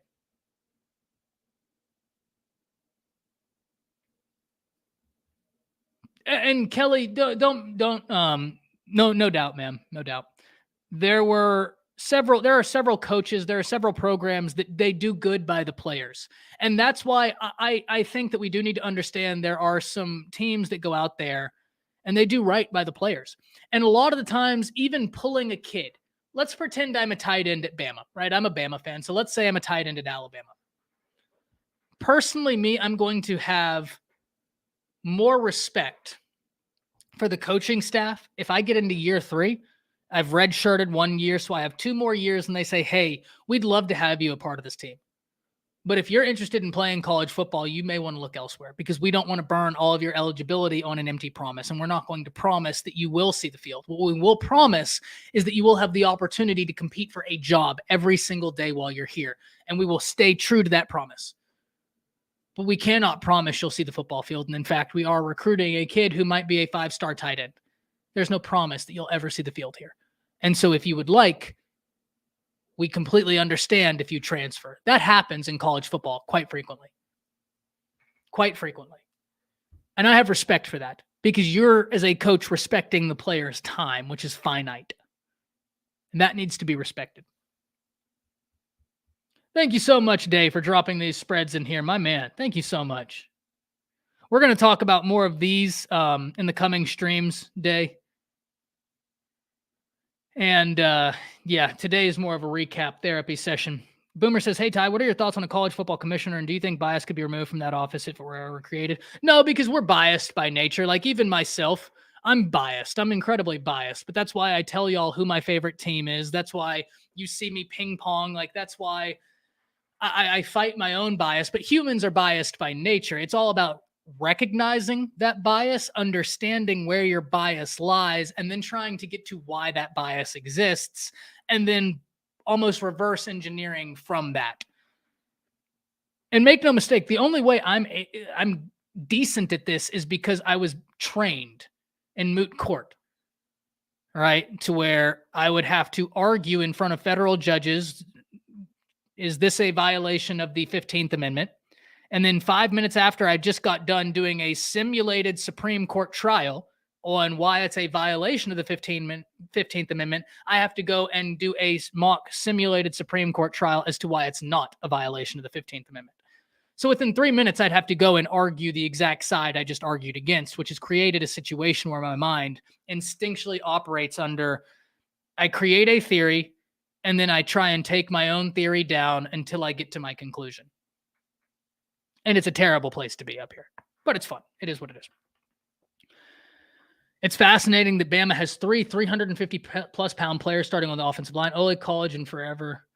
I think the speed of Texas will play a vital role in upsetting Bama, though I got Bama winning. No doubt, Dave. Listen, and I said this earlier. I'm not buying the stock that I've seen on Twitter that Texas is in trouble. I'm not. It's week 1. They ended up finding their rhythm. They handled Rice. But you hit the nail on the head, my guy, and you know what it is. They have the athleticism to hurt you. And Texas can play up or down to the level of competition they play. I expect them to play up to Bama. Make no mistake about it. And they have the guys to really hurt a team. No doubt, Day. 100% true. Ty, our favorite Auburn fan. That hurts, Keaton. That's too far. I thought we had something. That's funny. Good. Got to go. Hey, thank you for being here, guys. We're going to wind down here soon, but we have more to talk about, unfortunately. Not unfortunately. I did want to get to this, where I was right, where I was wrong. Right? Where I was right, where I was wrong. Let's start with where I was wrong. That South Carolina would beat North Carolina. I was real wrong there. Oh boy. And let's start unpacking why I was wrong, right? Because I'm not going to learn and I'm not going to continue getting better at football analysis if I don't understand why I was wrong. I thought that South Carolina would have more options than they did. And guys, this was a South Carolina team where I feel really bad for Spencer. I feel really, really, really bad for Spencer Rattler. Really, really, really bad for Spencer Rattler. I'm going to read you these first half stats because I have it written down. At the first half, UNC led. But I think that these stats tell the story of why I feel so bad for Spencer Rattler. Drake May was 16 for 20, 177 yards, 1 touchdown. Spencer was 10 for 11, 171 yards, no touchdowns. Spencer did everything you could have wanted. He's not Caleb Williams. So there were times where the pocket became hectic and he was trying to bail. He's not Caleb Williams. He's not Jaden Daniels. He's an athletic dude. He's got escapability as opposed to mobility, right? Like he can do some things, but he's not a mobile quarterback. I counted yesterday a play where he tried to escape the pocket. And within 3 seconds, genuinely, I went 1 Mississippi, 2 Mississippi, 3. By the time I got to 3, I didn't even get Mississippi out. He was encircled completely. The 2 edges had gotten behind him. Both tackles were behind him. The 2 guards were pushed right back into him. He had nowhere to go. And it hadn't even been a full 3 seconds yet. He had nowhere. He tried to step up, got sacked. Wasn't on Spencer. I felt as bad for Spencer Rattler as I felt for a football player in a long time yesterday and the day before. I rewatched the game twice. Spencer did everything he could. Spencer threw some beautiful passes. His wide receivers dropped some real tough balls. They had no running game. They had injuries absolutely mar that team. And they had no offensive line. When I looked at this game, I thought that the experience of Spencer Rattler would be a big factor for South Carolina. And I think, in fairness, that's the one area where I was probably right. Without Spencer Rattler, they would have gotten curb stomped. They would have gotten depleted. Just yeetist, deletist. You can have that one. I'm not going to incorporate that one. If y'all want to use yeetist, deletist, it's all you. Little give and take here. Without Spencer, they'd have been done. Done. So where I was wrong on South Carolina, they have no offensive line. They have no offensive line. They don't have the weapons to really do what I thought they could do this season. Missing the running back, hurt. Jaheim Bell transferring, hurt. So that's where I was wrong. South Carolina versus North Carolina. I knew Drake May was a dude. You knew that. I did not expect this North Carolina defense, a defense that did not necessarily have a ton of success generating negative plays a year ago. I didn't expect them to create as much havoc as they did. I thought Spencer would have more time. I thought they'd be better equipped to deal with North Carolina offensively and defensively. And that's where I was completely wrong. The North Carolina front was much better than I thought. And the South Carolina offensive line, much worse than I thought. And the transfer portal losses, I knew they would hurt South Carolina. I think they're hurting more than I thought. And I completely underestimated North Carolina's defensive front. Completely. So that's where I was wrong. Where I was right. Well, let's see. Where I was right. FSU. I picked FSU to beat LSU. Now, this is one where we can have kind of an interesting conversation where I was right and where I was wrong. I thought FSU would beat LSU. I picked them all last week. But what I did not expect is for them to handle LSU in the manner they did, especially after the first half, where objectively speaking, in the first half, LSU was the better football team. They weren't getting scores. Florida State's red zone defense was the best part of the football game we saw in the first half. But the LSU offense was easily moving from 20 to 20, generating whatever they wanted. But that Florida State red zone defense, that's impressive. So where I was right, Florida State. Where I was right, part two. LSU is going to struggle if they do not have a running back emerge. And I feel more entrenched into that belief now. Jaden Daniels is a dude, guys. He is incredible. I root for Jaden Daniels. I hope he has a massive season. You cannot ask him to do it all. You just can't. You can't. They have got to have a running back emerge. They didn't have a 1,000-yard rusher last year, and their leading rusher was Jaden Daniels a year ago. That's got to change. They have got to have a running back emerge. Because if they don't, you are already self-selecting what a defensive coordinator has to look for, and we perfectly saw why a running game is so valuable in college football. What happened when the field got short? When now all of a sudden it's not as easy to toss the ball around the yard and throw the ball because the defensive backs are stacked into a much smaller area, meaning the amount of ground each one of the defensive backs has to cover is significantly less. Also meaning the amount of ground that wide receivers can run through open zones in a defense in the red zone is significantly smaller than those open zones are through the 20 to 20. No running game killed that LSU offense when they got down to the red zone. And it is hard to win with no blocking. 100% true. 100% true. So that's where I was right. LSU's rushing attack has got to come together. I was wrong with how Florida State would win this game. I thought that this game would be a 7 to 3 point win, and that FSU's offense would be able to outlast at the end because of how much they bring back, because of how veteran that FSU team is. And yeah, FSU handled business in the second half. Absolutely handled business. Really, really, really impressive stuff to see. Really impressive stuff to see. Where else I was wrong? Billy Napier. I thought, and I'm not here saying that I think they need to fire Napier yet, just because if you're firing head coaches every 2 years, you're creating a real bad situation to get yourself out of. It can get real tough. They were so unprepared for that football game. It was wild. And the more I go back and rewatch, the more blown away I am. I said this earlier. It's easy for me to sit here and say Utah, coached by Kyle Whittingham, beat your team based off of being so disciplined, so ready, such a good football team. And while all those things are true, that's not why Florida lost. Florida lost because they were that undisciplined. Florida lost because, I'm sorry, their offensive line, wow. I had some questions about that offensive line because they created it through the transfer portal, but that is an offensive line that needs some help. I don't know what they're going to do when they play some really freaky athletic defensive fronts. I don't think they have the speed to handle it on the offensive line. Some really athletic defensive fronts. I just don't. Love Etienne. Love their running backs.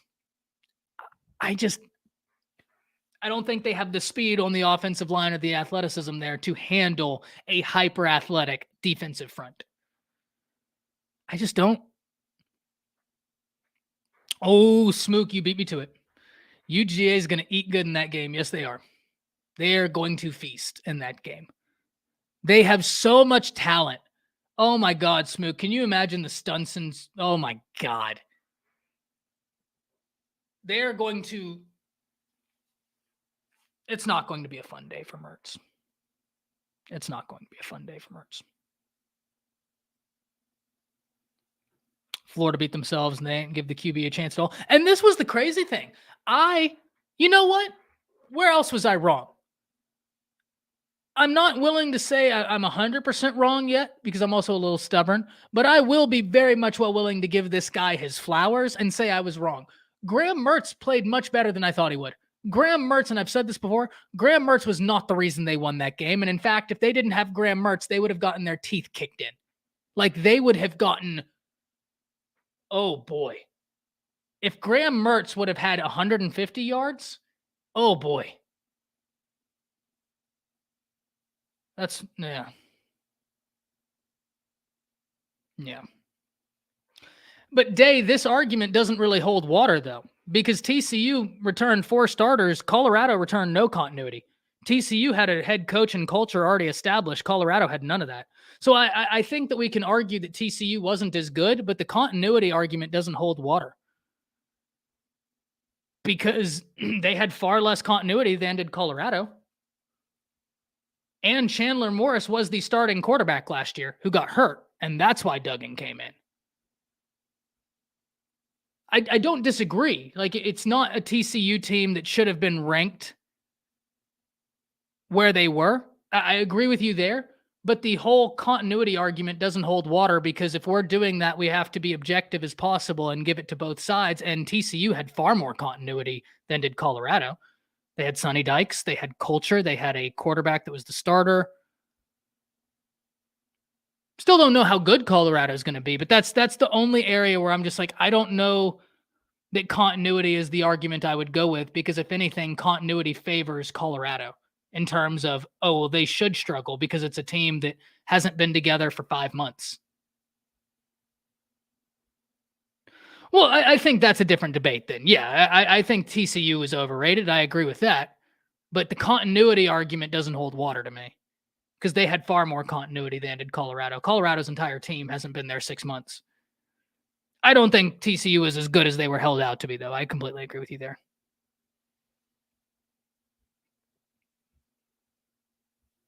All right, let's see.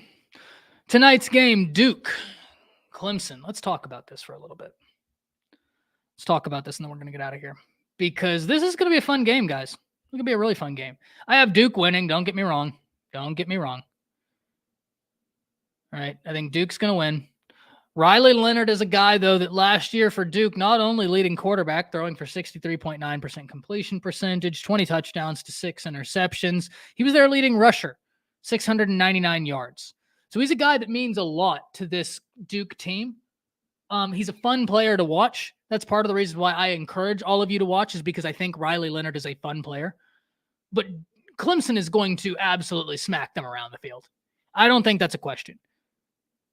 Especially with new offensive coordinator there. Like, I think Clemson's going to be trying to send some messages. So do I think you need to watch this game 100%? 100%. I think Riley Leonard is a really fun player to watch. But they don't have enough. They don't. I just don't think they have enough to beat Clemson. So I think that's... Oh, did I misspeak? If I misspoke, that's 100% my bad. No. I have Clemson winning the game. I think if I misspoke, I was probably saying I have fun watching Riley Leonard, the Duke quarterback. But no. Duke's not going to win this game. Smart guy says UGA will lose 2 games this year because they didn't look good either. Yeah, then that's my fault. That's my fault. Truth. No, I have Clemson winning. I have Clemson winning. I like Duke's quarterback. Not in terms of like, oh, he's the number 1 quarterback in the nation. Not like that. But I think he's a fun quarterback to watch play. He's the type of college football quarterback that you're like, man, you're just a good college football player to watch. Have a lot of fun watching you. I think he makes games interesting. But no, I just think Clemson has too much top to bottom. Too much. And Day makes a great point. This Clemson defense is still stacked with talent. Oh, Rick asks, how far will LSU drop? That's a great question, man, but they are going to drop because they have no semblance of a rushing attack if it doesn't come from the quarterback. None. Smart guy says UGA will lose 2 games this year because they didn't look good either. I don't know. So I would hold off there, smart guy. I agree with you. UGA's offensive line, they have got some things to figure out.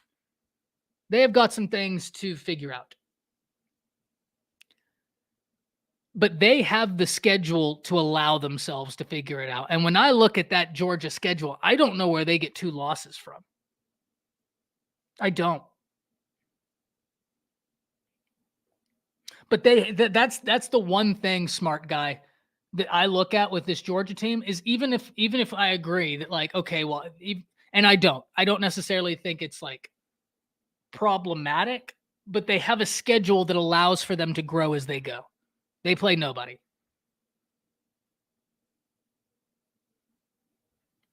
I think this is right. They could day. That could be a loss, no doubt about that. I don't disagree with that at all. I just don't know where your other loss is coming from. I damn sure don't see Florida handing it to you. I really don't see Florida handing Georgia that loss. Auburn is an interesting one, Eric. Auburn isn't, but I just don't believe in Auburn. I'm sorry, I don't. And I might have to eat crow on that. I just don't. I know Hugh Freeze is a brilliant offensive mind, but ladies and gentlemen, since Hugh Freeze has been in the SEC, there has been Steve Sarkisian, there has been Lane Kiffin. It's not like it's like it was when Hugh was last there, when he was the only one running this high-powered offense, and that's what caught all these teams off guard, as you had this traditional SEC offense, hard-nosed, 3 yards in a cloud of dust, and hard-nosed defense, and then there's Hugh Freeze. That's not how it's been. You have Heupel in the SEC now running his concepts. You had Steve Sarkisian. You had Lane Kiffin. You've had some brilliant minds in the SEC now. It's not that same defense where it's just like, you know, that 2000. So, look, I think Auburn will be a better team. I don't know that I have them beating Georgia. I just don't, because also I don't know how much I really put faith in their quarterback situation. I'll see, but I don't know how much faith I really have in Thorne. Think Tennessee upsets UGA? No, that's the game. That's a game I'm interested in. I'm interested in seeing how Joe Milton goes, but that's the one day. That's the one. Make you more excited, then I'll try and watch some Washington Oregon. Ooh, any teams you watch this weekend make you more excited? Shadow, I don't know if you want me to answer that question because I'm a degenerate. Right? Me getting excited, like there were a lot of teams this weekend that I thought would be good that made me even more excited. Oregon. But also understand when I say more excited, it doesn't necessarily mean like I think they have a chance at the college football playoff or a national championship. My bar for college football to push me to be excited is very low. And especially on week 1, it's very low. Very, very low. Yeah, I think Washington, Shadow. Washington, I'm very excited for because that Boise State team, we know football. Y'all in here, y'all know ball. All y'all know more ball than I do. That Boise State team, you know what they are. They can be a good team. Washington,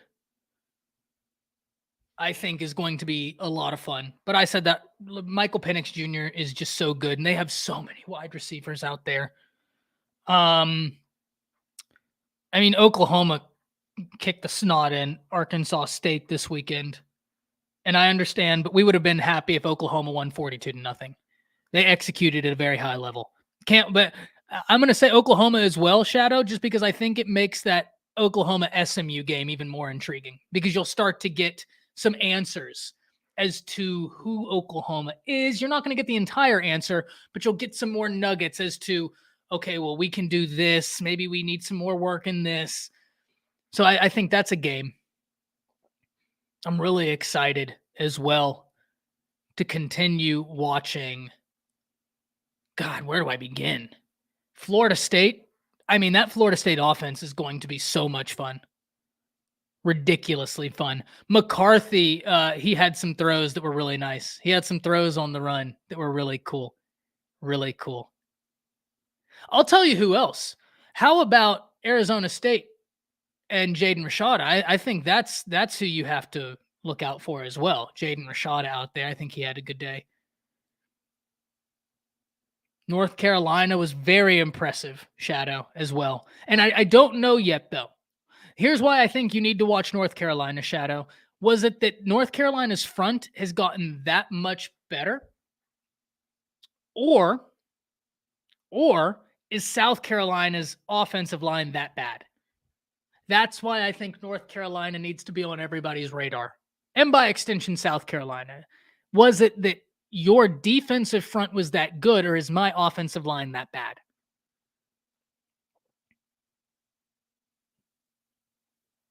Truth, you beat me 2-1, man. Notre Dame. Notre Dame looks good. Notre Dame looks very good. And I love their running back room. It's not just Hartman. Estime is going to be really good. Guys, can you imagine? You're missing Oregon State, Ty. Yeah, no doubt. Oregon State was, they did some big things. We'll see, right? Oregon State has burned me so many times in the past. They got to show me. They really got to show me. They've been such an up and down team before. But I don't disagree, Day. I do not disagree. Oregon State, good one. But I want to pose y'all this scenario. What if Colorado wouldn't have landed Dylan Edwards? And now we're looking at a Notre Dame team that's led by Sam Hartman, and the 1-2 punch at running back is Estime and Dylan Edwards. Well, you want to talk about something terrifying. Estime and Dylan Edwards? Oh my God. Oh, Notre Dame will be just good enough to break your heart. Maybe. Now, who was that? God, there's a game. Which game was it? I got to go back and try and find it. Who was it? Who made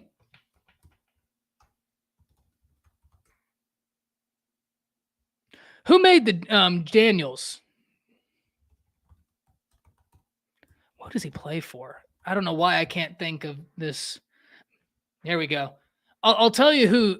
I don't think Shadow is a team that you need to be watching. But Minnesota, I'm really interested to see how PJ Fleck moves past the offense he had last year, where he had Ibrahim and he had Tanner Morgan, because Tanner Morgan was such a consistent force. And when you look, the quarterback they have now, and I need to go to my notes because I have his name actually, Kelly McManus. There we are.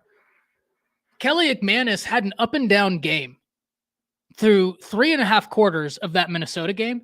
And then when the lights really came on during the fourth quarter, he hit some big throws.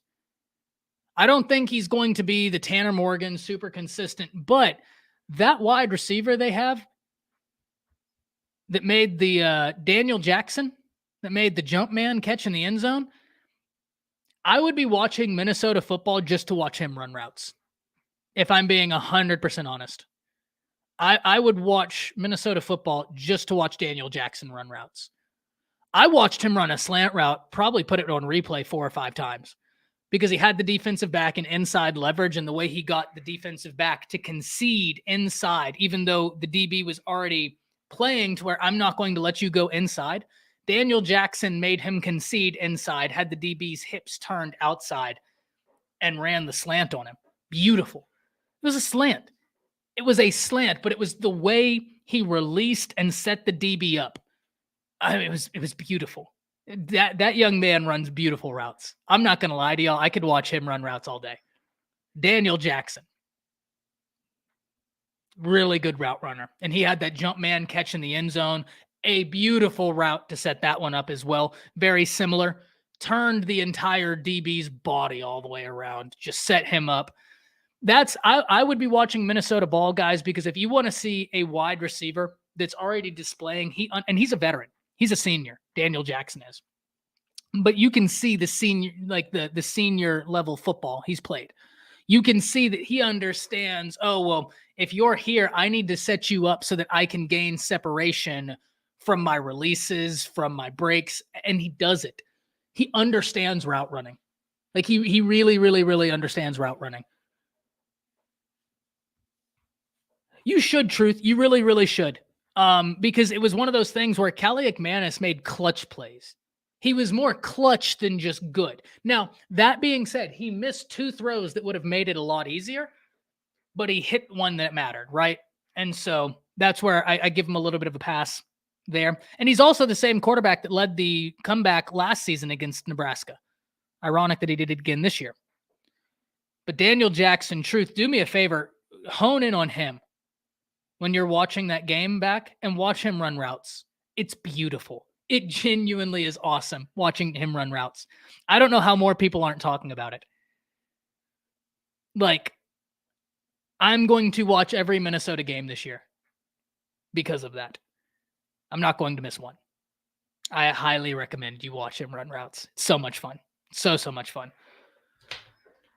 All right, guys, we've been going for 2 hours. This is supposed to be an hour-long show, but it's college football. Now, this evening's live stream, guys, I said this at the beginning. I don't think we're going to do the live stream this evening. If something changes, I'll let you know. But given that it's a bit of a holiday, I know people are going to be with their families, and we have college football this evening.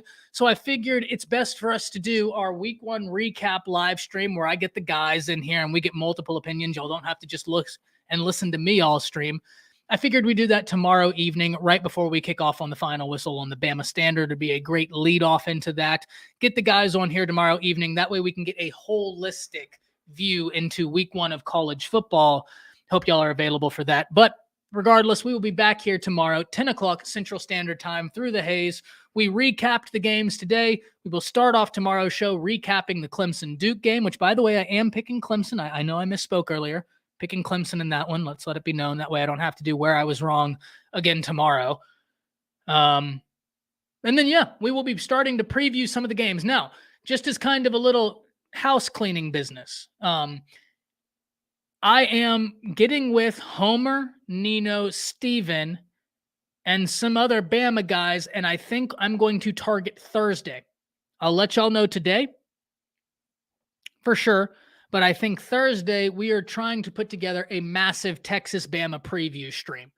We might go for 2 hours just talking that game. Definitely want Homer on here.